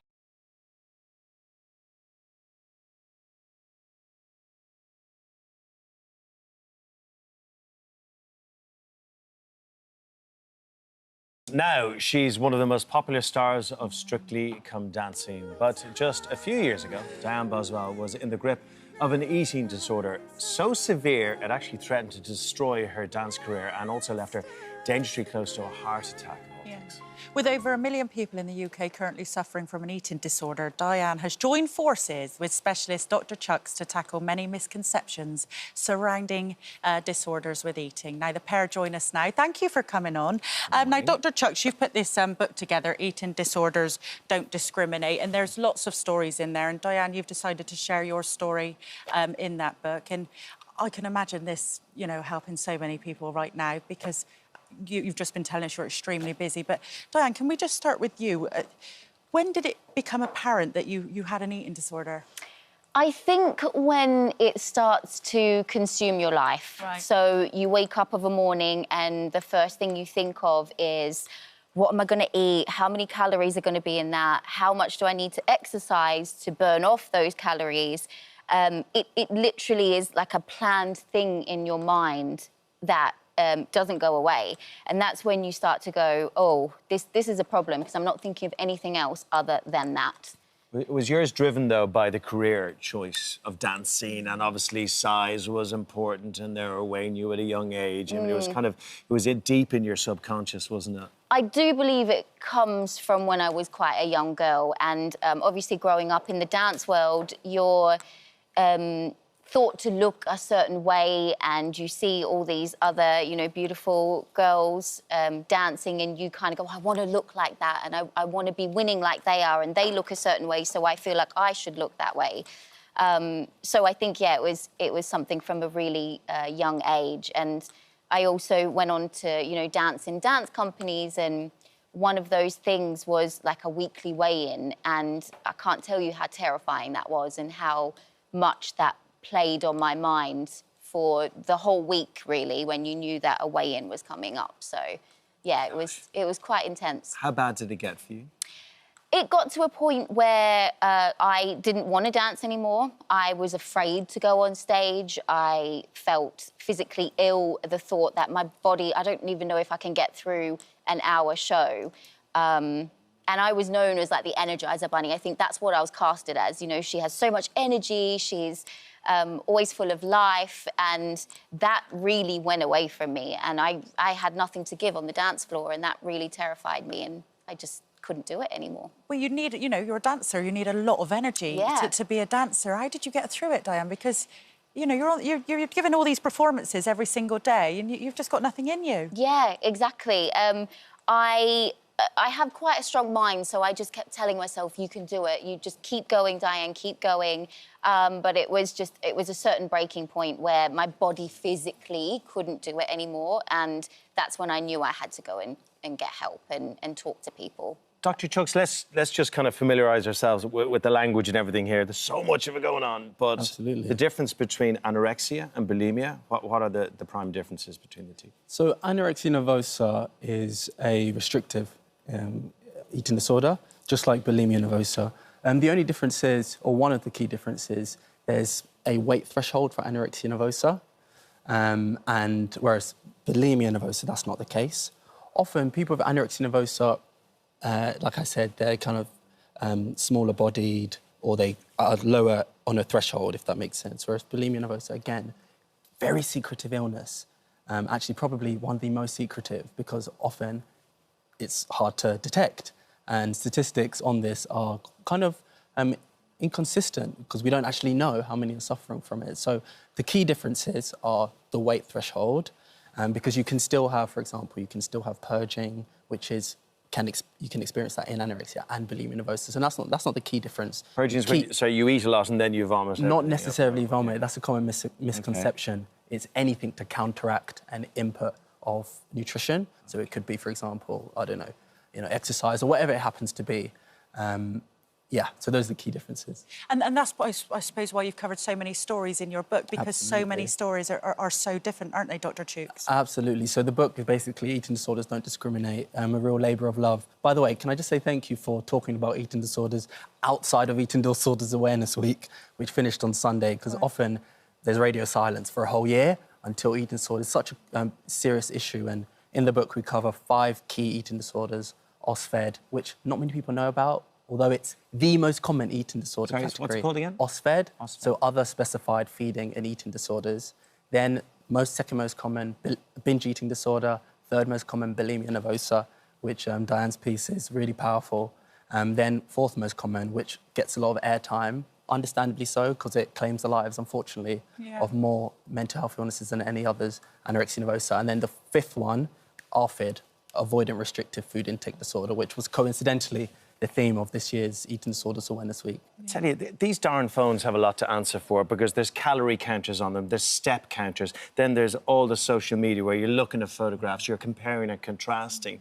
For young people, and not just girls, young boys as well, around that 16 years old age group, I'm hearing a lot of stories of a lot of eating disorders, particularly in that area. It seems like the phone's got a lot to do with that, but is that the big danger area? Question to both of you.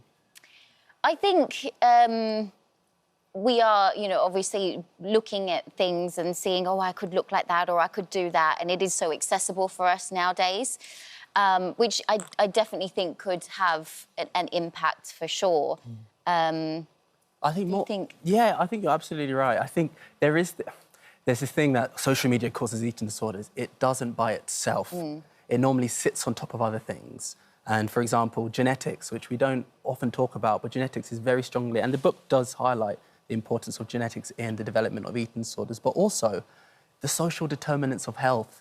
Now we're seeing a lot of poverty-induced disordered eating. So people, you know, maybe cutting here, cutting there, and that can lead to an expression of more serious issues such as eating disorders? I think it's going to be quite popular today. Is that, you know, you're telling me about stories that you've heard. You know, Mr. Chooks, if anybody's watching today, what should they be looking out for if they think that their child or somebody close to them has an eating disorder, and where can they go for that sort of help? So, to be honest, it depends on the eating disorder and it depends on the person. Those are it can express differently. But I think the key 3 ways, I guess, to break it down, to make it more simple, is behavioural signs, physical signs, and then psychological signs. So let's start with psychological. It's things like anxiety around meals or preoccupation with foods that they may not have had before. Then there's physical signs, for example, fatigue, or, for example, coincidentally on blood tests, if it's men, they might have lower testosterone, or, you know, other things such as... and then you have behavioural signs, such as maybe preoccupation with weighing yourself, or, you know, obsession with calories, as you've mentioned, Craig. But just to be honest, there's so many different signs and symptoms. And where can they go for help? I mean, we're going to put some on our website, but where would you suggest people I really go for help? appreciate that. For help, I would suggest Beat Charity is a good place to start. Okay. Also, contacting your general practitioner, your GP. Okay. That's really, really important because an eating disorder loves nothing more than to suffer in silence. I mean, you know, to then put the person through suffering in silence and to isolate people. So it's really important to keep the lines of communication open. If there's one random aunt that you trust and talk to, go to that aunt and open up to her or them, because that is important. Thank you. Thank you, Dr. Chooks. And thank you for sharing your story, Diane. You know, it's very powerful. Before we go, Diane, as well, I mean, the numbers suggest that it's just getting worse and worse. There's a lot of parents watching now, looking at the kids, not knowing what to do, not knowing if it's going to end. Look, you've got through it. I did. Look at you now. You know, your career's going great. What message would you give to all those worried parents at home at the moment? I think, for me, it was a big realisation of, like, your body is your tool and we can't do anything without it, and it makes us feel happy. And when we're just feeling terrible and not doing the right things to our body, amazing things don't happen. When I started to really appreciate my body for what it is, I ended up getting Strictly. All these magical things happened because I was just enjoying my body for what it is and not trying to be something that it's not. Great advice. Great advice. Thanks, Diane. I know I mentioned kids. It's just that's the spike in numbers of younger people. Obviously, it affects adults as well. Well, it's everyone, Totally. Absolutely. Thank you. Thank you. So much. Thank you. Now, if you or a loved one are struggling with an eating disorder, I mean, what was it like working alongside Millie Bobby Brown? Because we know her from Stranger Things, and she's taken on all these it's been lovely to see her grow as an actress, hasn't it? What was it like working alongside her? It's fascinating to watch somebody from that generation, the confidence and strength that these young girls have, and young boys. I was just, like, very impressed with her acting skills, and look at what she's accomplished. Yeah. She's, what, 20 years old? She's a powerhouse. Well, you know, the role couldn't have been suited to two powerful women. Millie and yourself, you've taken on some incredible roles over the years. Absolutely. I was just wondering, because, of course, you were in Princess Bride at 21, so there was a lot of similarities between the two of you. Were you helping her through it, or is she pretty self-sufficient? I think she's got it in the can. Yeah. And I was thinking back to Princess Bride. You had an English accent then, did you? I did, yes. Can you still do the English accent now? You know, my stepfather, who I grew up with, is British. So he made sure I had this accent down before I went to make that movie. OK, and I was wondering, have you heard Josie's accent? Where are you from? I was going to ask you. Do you know what? Every American person that I meet always thinks I'm a pirate. Do I sound like a pirate to you? Well, you sound Irish. Do I sound Irish? I've always wanted to be Irish. Where are you? I'm from Bristol. So we're like the southwest of the country. Okay. Yeah. Does my accent sound funny to you? Well, it's definitely not American. That is absolutely different. correct. It's different. Can you do a Bristolian accent? Oh, I want this accent. Do you? It's the best. Right. So all I'd say is go, I like your socks. I like your socks. Oh, there you Not go. bad, You yeah. got it. I You like got your it. socks. What are you, though? I like your socks. Well, I'm a mix. I was born in Manchester, but I've been in London since I was 18, so I'm sort of a mix of the two. So I still have, in terms of accent, the key for me is I say Bath and grass, not Bath and grass. Oh. And that's sort of, I'm from the north because I'm Bath and grass. That's a huge difference. Yeah. I'm terrible at accents. I can only do Bristolian. But, Robin, I mean, with your career, you started off in The Princess Bride. You played Princess Buttercup, 1987. And then you had a massive blockbuster with Forrest Gump. You played Jenny. So because you've had that early start in your career, you've had two major successes. How did that go on, then, to be choosing, roles? Were you very selective after that? Because you've had two major blockbuster movies. Well, that's sheer luck. No. And I feel very blessed. Talent. Well, you don't know what the films are going to be when you're shooting them. You have no idea what the response is going to be like, or its success or non-success. And you do feel blessed to have been a participant in two very iconic films. And they're both great. Forrest Gump, I mean, it's a peculiar film in a nice way. And I suspect when you were working on it, it must have felt quite random whether this was going to just flop on its backside or going to be a big hit. Or did you all think it was going to work at the time? We had no idea.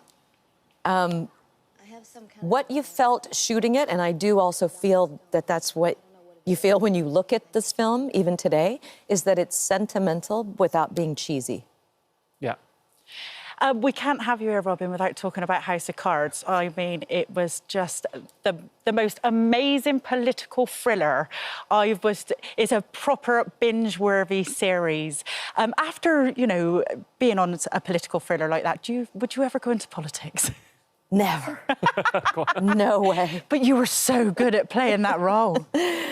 Oh, people would say, who did you get advice from? I didn't get advice from anybody. All you have to do is watch the news, right? Yeah. Did you base your character on anyone? No, it was interesting. David Fincher, who created the look of the show, the tone, everything, he just said, I don't think you need to emulate anybody in particular. What I believe Claire Underwood is what he said, is that she's a bust. Like when you walk into the Capitol and you see all these marble busts of, commanding figures. He said, you are the bust. Meaning, to me as an actor, I don't need to move very much. So she was very stoic and stayed, and that's why the costumes were the way they were. I mean, it helped me so much. Lady Macbeth almost, wasn't it? Literally, But also, yeah. I mean, it was almost an icon of clothing because the clothing went in with that sort of... Exactly. The statue, that solidity. I mean, did you choose the clothes yourselves or is that all done for you? Well, we had incredible costume designers, and then eventually it became too overwhelming for them to design for every character in the show. And then Claire Underwood had her own, and it was Kamala Harris. She was unbelievable. So every season, Claire Underwood had a theme. So either we would put gold buttons here that kind of looked like epaulettes, weren't quite sure, because she was in her general phase, things like that. And you got to direct some of House of Cards as well. I did. I got to direct, I think, 10 episodes. Nice. And it was like going to free cinema school. Have you got a taste for it now? I love it. I've got the bug. Have you? Yeah. And what can we expect next from you? I'm currently doing an Amazon show in England. So it's a British cast, except I'm American in it. And I'm acting and directing and producing. Are you? I heard that you're meeting up with all the old Forrest Gump guys. Yeah, we just worked again together. What are you doing? Tom and I did, it's a movie called Here. And I think it'll come out this year in the fall. So you and Tom Hanks the whole band got back together. Oh. Robert Zemeckis directed it. Eric Roth, who wrote Forrest Gump, wrote it. Yeah, it was incredible. 30 years later, reuniting. It was like no time had passed. I was about to ask, it was like those, when you see your friends you haven't seen for years, and with 2 minutes in, you've forgotten that you haven't seen each other. Yeah, there was nothing. There was nothing awkward about it. Well, that sounds very interesting. Yeah, it was Can we great. ask what it's about? Are we allowed to ask? I'm going to just give you one little... It's never been done before. The way it's shot. So that's its original content. But it's called Here because everything happens over all periods of time in life. Here. That's all. Is it sci-fi then? No. Oh, right. Oh, God, you're so good at keeping secrets. It's Single different. location It's very over different. over lots of... We'll have to wait and see, won't we? Oh, I cannot wait for that. Thank you, Robin. Thank you very you. much. Thank you.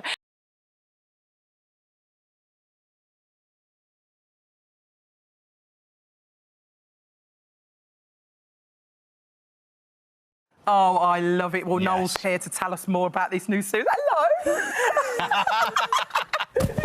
Good to see you. I've missed you. Oh, hang on a minute. Hang on a minute. Hang on a minute. I've been in the Bake-Off tent, Hammond. We know, we You know. can't just call me How off are you? yourself. I've really missed you. I It's can't so good take to this see you. seriously. I know. This is. We're all on the telly now. I know. This is crazy. What happened? That's an I'm in admin this error. morning mode now. Oh, it's different for you. You got to Yeah, take a it little seriously. bit. I have different hats. Nice cushions. Can I take Thank that you one so with much. me? Yeah, go for it. It's yours. Okay, yeah. No, this series.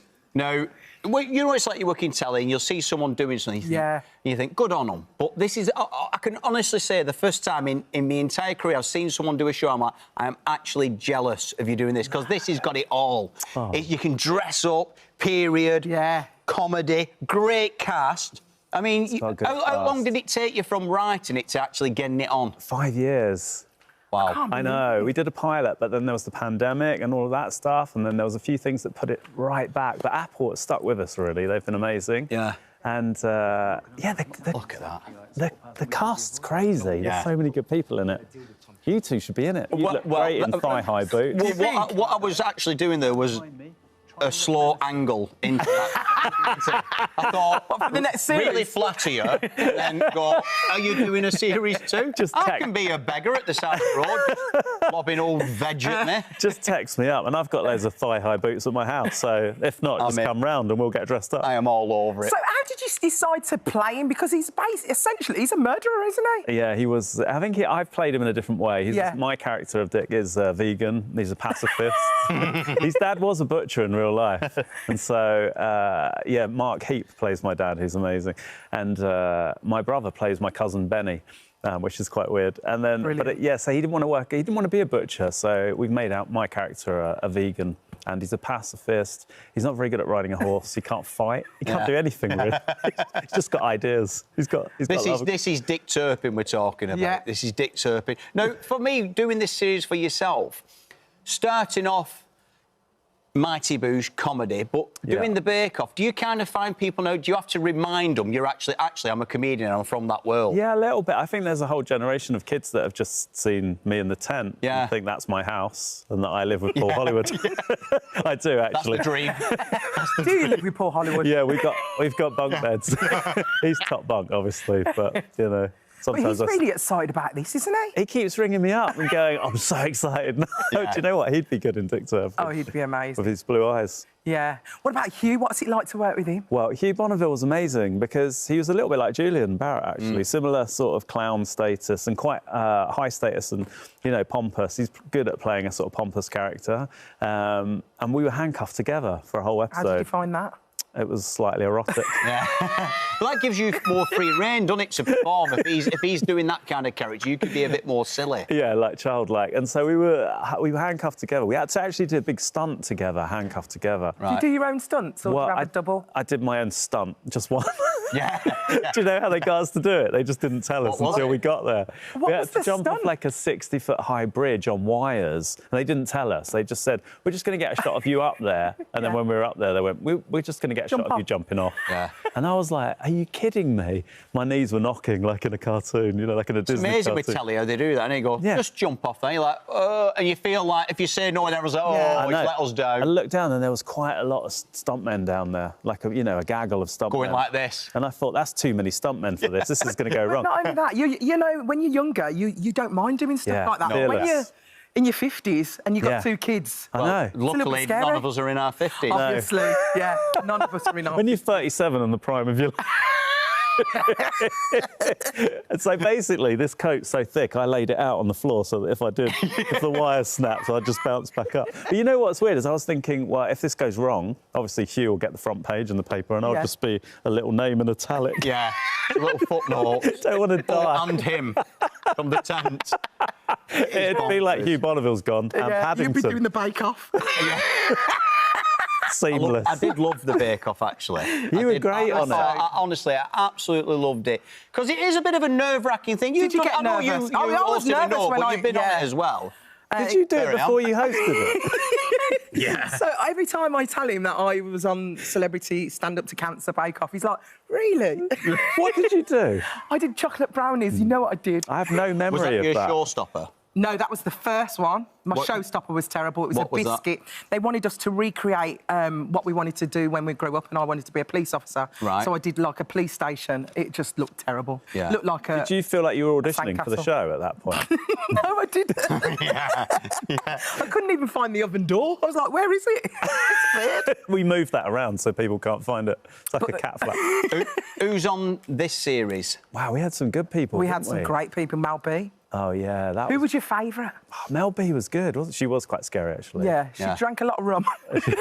Oh, that doesn't make her a bad person. No, it doesn't. Doesn't make her a bad person. But when you drink 2 bottles... Yeah. Legendary. Danny Dyer on the front. Oh, no, Dan. Danny Dyer was absolutely hilarious. Everything that came out of his mouth. So funny. I was crying. I don't know what it is. It's the accent, isn't it? He can say something really like mundane and boring, and you just start laughing. Yeah, it's a little bit like you. I'm going to say, if you've got an accent, you can get away with And a he had a lot of tash. stuff. He had a bit of a Yes, tash, he did. didn't he? That he kept. Yeah. It's for a role. He kept saying, "It's not my usual tash." Yeah. He's going, "What do you reckon?" Bit porny, isn't it? Well, what's hilarious, when I was working with him, he had the tash and he went, I'm doing a Disney film. I'm like, oh, things have took a turn for the worse here. What kind of Disney film's this going to be? Get in there, Mickey Mouse. It's like, but I'm looking forward to it because I love him. I'm looking forward to it. Him and Donald Duck. I can't wait. How do you think television has changed from when you started out? Wow. I mean, we did the Mighty Boosh and it was quite a low budget, you know, it's BBC Three. So if we wanted a stagecoach in the Mighty Boosh, we'd have to make it out of balsa wood and then animate it. Did you make it would be cardboard, yeah. I think the great thing about making any kind of telly these days is there's not much criticism. No. Because no one really speaks about it. You never hear anyone's opinions. You can just do your show, put it on the telly. No one ever speaks about it. Do you feel that sort of weight? Yeah. You know, because it's a big comedy series. You've seen the trailer. Are you ready for people going, is that him out the Bake Off? I didn't know he did. You know what I mean? Yeah, I've had my fair share of ups and downs. Yeah. The Boosh, we were quite lucky. It was the first thing we did and people liked it. But we were underdogs then, you know? People didn't really know who we were. Yeah. And then once you're in the Bake Off, you're a sick. You're big time now, ain't you, you're a Noel? sick- Well, you know. You are. Luckily, we got Prue and Paul to protect it. Yeah, we have. Oh, well, we're very excited. The completely made-up adventures of Dick Turpin premieres globally. Globally, can you believe that? Globally. Today, Big exclusively on Apple TV+. Love it. So make sure you tune in. He's really good. I actually saw it. Have you seen it? I secretly saw his driver Did let you? me watch an episode, and he's brilliant. You've just got his driver sacked live on telly. Carlos. Carlos, he ain't going nowhere, our Carlos. Thank you so much for joining us. Thank you.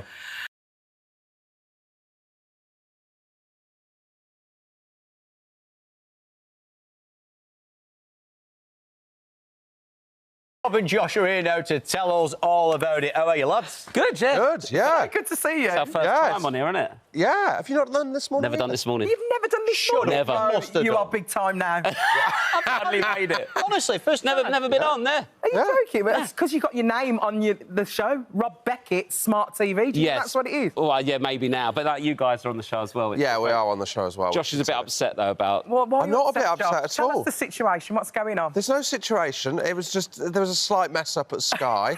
What did they do?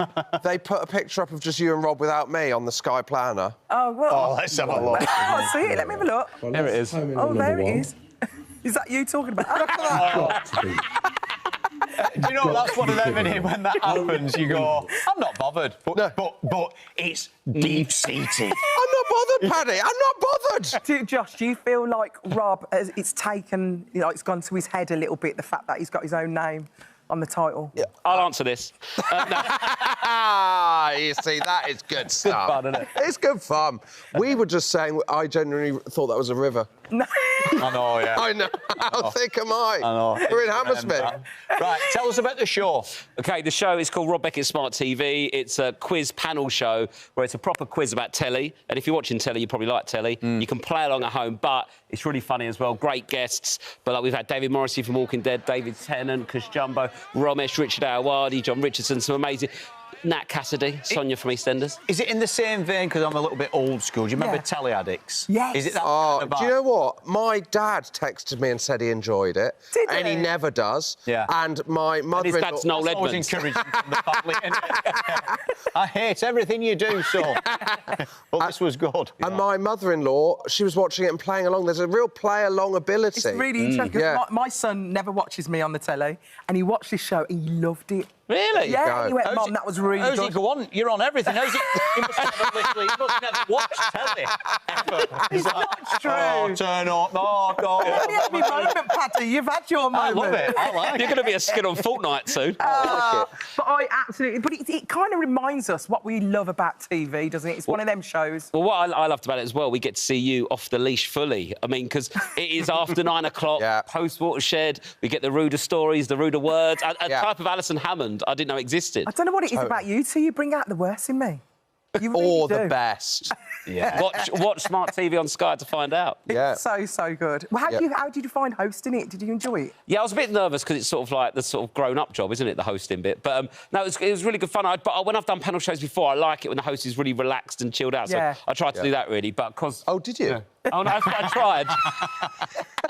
That's what you went for? That's what I went for, yeah. But I don't know if I had any respect. Are these both competitive?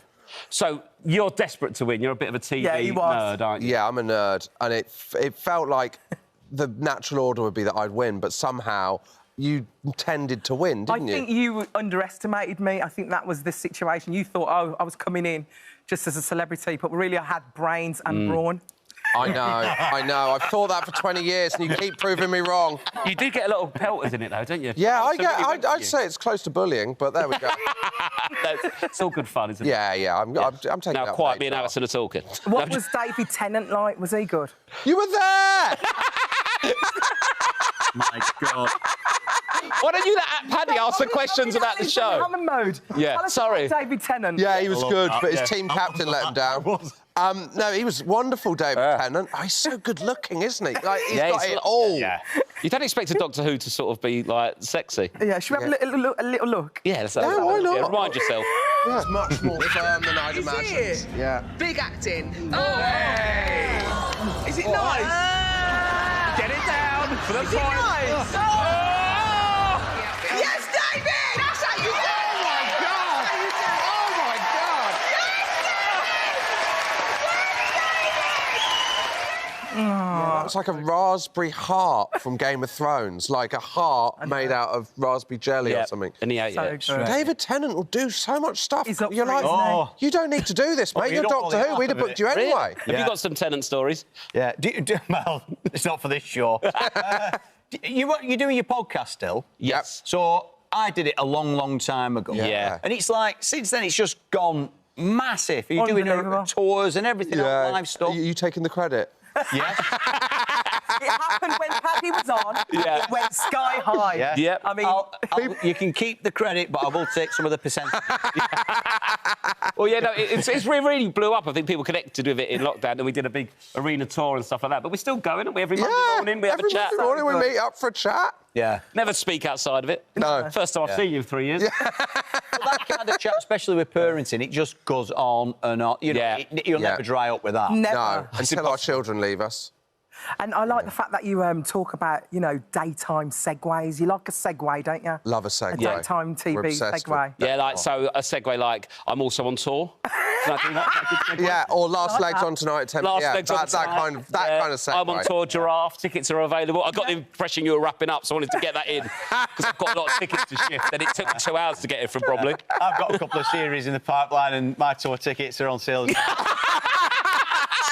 Might as well use it. And if you just switch over to channels, Alison will be on it at some point. So just keep flicking.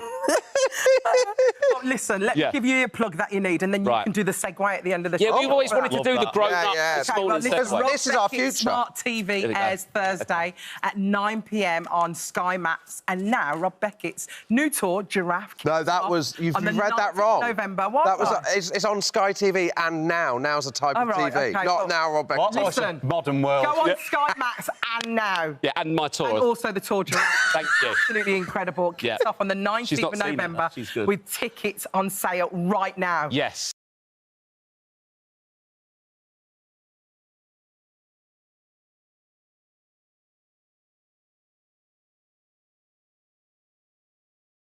That looks so good. I'm in.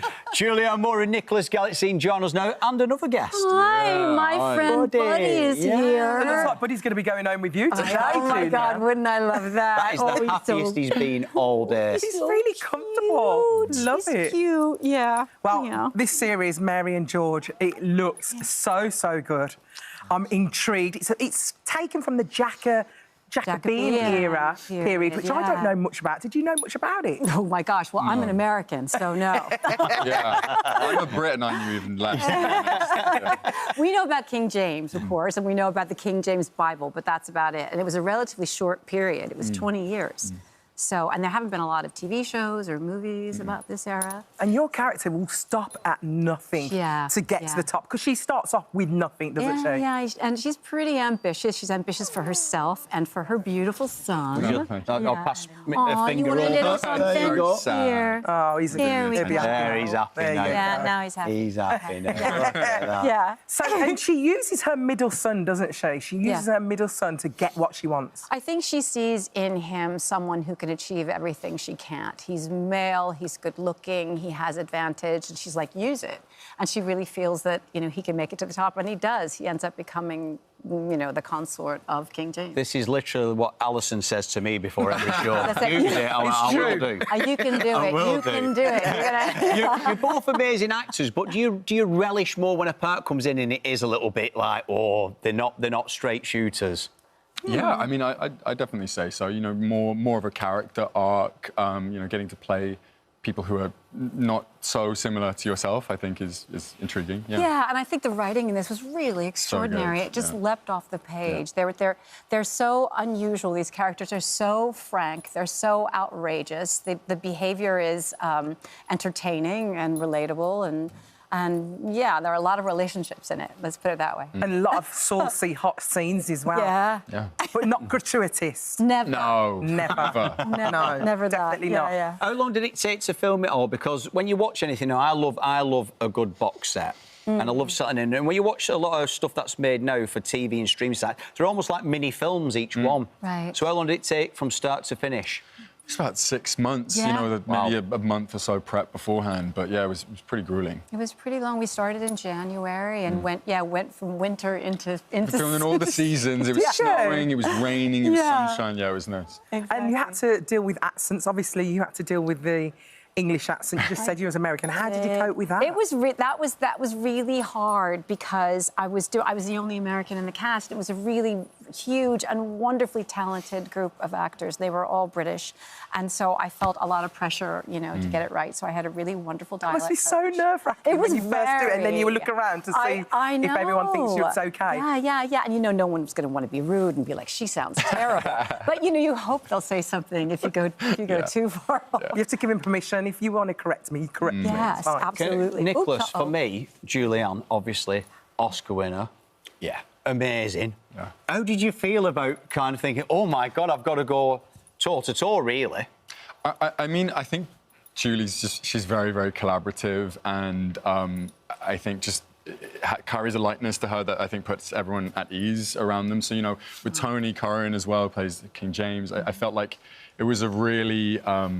just an encouraging environment to really you know, try different stuff and collaborate. Yeah. Didn't she do little dances for you in order to chill you out? She does do a little dance and a little song. I like to keep it alive. What's the song? We want to know what the song is. Take notes. It's different every time. I just make them up. Yeah, I make them up. I'm like, you know, a song like, oh, I'm holding a dog, we're holding a dog, and then we're going to talk on the television show. Yeah. So it's like that. We all know this. Yeah. We like you. Yeah. But, you know, I could throw the same question what Paddy's just thrown to you, Julianne. And, you know, you've worked with the great Sylvester Stallone, Harrison Ford, one of my mates, Hugh Jackman. I loved you in Boogie Nights.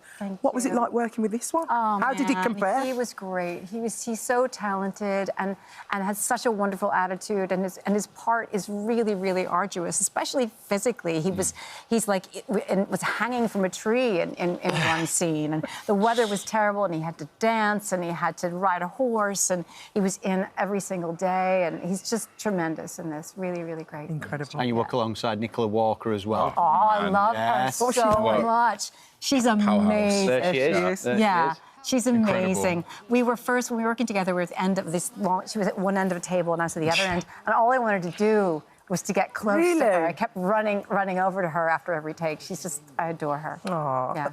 What about being in the UK? Have you enjoyed it? Because I know you've got English roots, haven't you? Well, Scottish. My mother was from Scotland. Is it Scottish? Yeah. So what's it like? What do you do when you come to England? What's your thing? Well, you know, I've worked here a lot, actually. I mean, I usually end up staying in Notting Hill because I know it. And this time I had a little house. It was near Ottolenghi, which was great. So I had a lot of great takeout food. And I walk around, I go to Hyde Park, it's great. It's a beautiful city. Feel like your second home. I was going to say, can I ask, because you are so well known and you're so famous, I think you'll probably walk around and that level of fame, sometimes people just don't, because they think, can't be. Do they leave you be? They do, absolutely. I think every big city in the world, people are busy doing their thing, you know, and you just kind of walk around, and there's so much to do here, so much to see. People are great, so I enjoyed it. Nicholas, I've got to say, you are a big icon in the community. You're absolutely loved. Thanks. How does that make you feel? I mean, incredible. You know, it's hard. You don't want to pay too much attention from the sort of outside sources sometimes, but I think that the resonance been able to have in the last couple of years is just, I mean, it's just so encouraging and so heartwarming. Yeah. Oh, just so walk around. Icon. We're all like massive teacher. Yeah. Icon. Enjoy me. Enjoy me. Why have not? a little bit of that. Yeah. You was never supposed to be an actor, though, were you? When you into rugby? Yeah, I was at Harlequins Academy. I was playing rugby since I was, I think, about 7 years old. Yeah. And just kind of a series of injuries kind of led to me falling out of love with the game a little bit. And then acting kind of fell on my lap about... Thank goodness. I know. Yeah. I know. And I don't get to get smashed in the face. Much better for your ears. Yes, exactly. Lot safer, you end up like that. There Did you play rugby yourself then? No. No, it's just genetics. Yeah. Thanks for flagging that up on the telly. Sorry. Listen, Mary and George, it's incredible.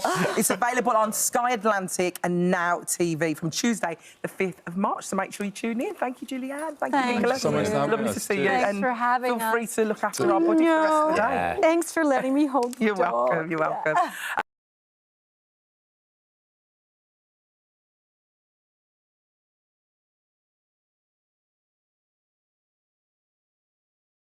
AJ and Will are here to tell us more.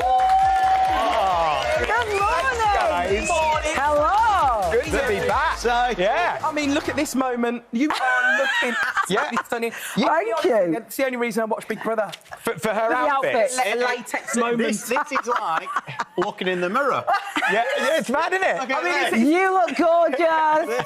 I'm like dressed like the You Big blend Brother it completely in. It logo. covers the eye. when you come in, Yeah. you do Oh, Is it not like this all the time? No.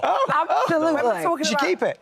Big Brother, we go big, but this is celebrity Big Brother. Yeah. This is special. huge, and we are so excited. I'm here for it. I'm Yeah. here for all the rumours. Oh, yeah. Me You've too. you've probably heard better rumours than us. Which one of you two's going on? Yeah, come on. Well, definitely not me. I'd love that. You'd be in my dream lineup. You've done it, though, haven't you? You've done it. I can't go back You're and like do it a again, ringer. can I? Yeah, What, you you- can, as a Of course you celebrity. can. Yeah. You did it once. Like a reality TV She's double show. bluffing. Yeah, can we please get Alison on again, because she's not on telly enough. We need more Hammond. We need more. But that was the moment where I broke the table, and of course I said, I think I've broke the table. Yeah. Because I was scared, because I thought I'd have to pay for it. You break it, you pay for it. That's a firm rule. I'd have to pay for the table. Yeah. So I was like, I think I've broke the table. But I totally broke the table. You know what I mean? How excited are you both? And also, what's so lovely about this is you've done the first series. Yeah. Yeah. Well, yeah. Yeah, definitely. Difficult second album syndrome, though. Do you know what I mean? It went well. Yes. And obviously there was a lot of pressure because it's such an iconic show with fans that, like, love it. It means a lot to them. And I feel like we didn't let them down. And now we've got to not let them down again. Again. There's And we the won. first time it's done as a two-header, so Yeah. so people straight away be like, oh, what It's done different. to the show and everything else. Yeah. But it worked. Yeah. It did work. Thank you. I'm glad you enjoyed it. It literally was so much fun to do the first time round. So we're even more excited to obviously be back, but this time with a bunch of celebrity housemates. You know what I always look forward to, housemates aside, the decor. What they got. Yeah. Well, they've added a celebrity shimmer and sparkle. It's blitzed up a bit. Yeah. Just a little sprinkling Just of a magic. little I think I've got the diary room chair. Let's have a look. Let's have a look. Look. Ooh, look at that. Yeah. I feel as though you've oversold it a bit. No, I said a sprinkling. And that's it. I said a tap about. Like that? Yeah. There's a star in it, Paddy. It does, honestly. I've literally dressed as the big brother logo.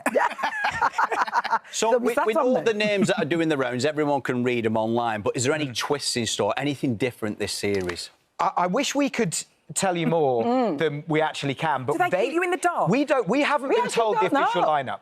You know what? It's going to be a surprise to everyone watching at home, as much as it'll be a surprise to us. Yeah.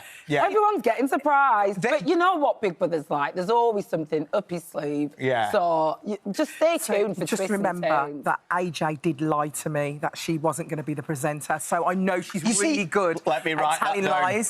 So I know she could be lying now. She can keep a secret. I'm not good at telling lies, but I am very good at keeping secrets, which is why I'm absolutely fuming that no one has told me who the celeb lineup is. Yeah. I'm livid. It's me. They know that I can't keep a secret. It's always the quiet ones. So you'll have read up the names online. Yeah. We know they've not been confirmed, but is there any of those names online where you're going, oh, I hope it is them? Most of them, to be honest. Yeah, I'd be happy if anyone stepped up. Louis Walsh would be amazing. He's going to be good with Sharon Osbourne. With That's Sharon. right. Yeah, that'd be brilliant. Yeah. I mean, the thing I like about the list that has, you know, the suggested names is it's a good cross-section. That was what worked with the last series. There was a mix of ages, backgrounds. There were people that wouldn't ever meet. And to still maintain that amongst celebrities, I think is a real win. So I think it's going to be great. Who would be your dream, like, celebrity people? To go in there? Yeah. I've said it once and I'll say it again. You two. Come on. Let's have it. I have been in. I went through the, like, do they call them the rat runs? I went in doing that on the David Guest series. Did you my David's the dead. most iconic series. Amazing. So good. Loved it. But I like being on that side of the glass. Yeah. Right. There it is. There's that Lord, this is moment. brilliant. Oh, That was iconic. that is one of the greatest moments in television. It really was. The thing I love is when you get... Oh, yeah. She was so... do you reckon we'll have more iconic moments like this? Yeah, definitely. The thing I love is when you get Americans in there who don't really know what they're letting themselves into. Like when Jackie Stallone went in and at one point complained to Big Brother, she was like, "You promised me some of the finest minds in Britain." Yeah. She's in there with Bez, you know. She's I'm in there with Kenzie. Benedict at Face from A-Team, he went in as well. Oh, we've got to go. I really enjoyed that.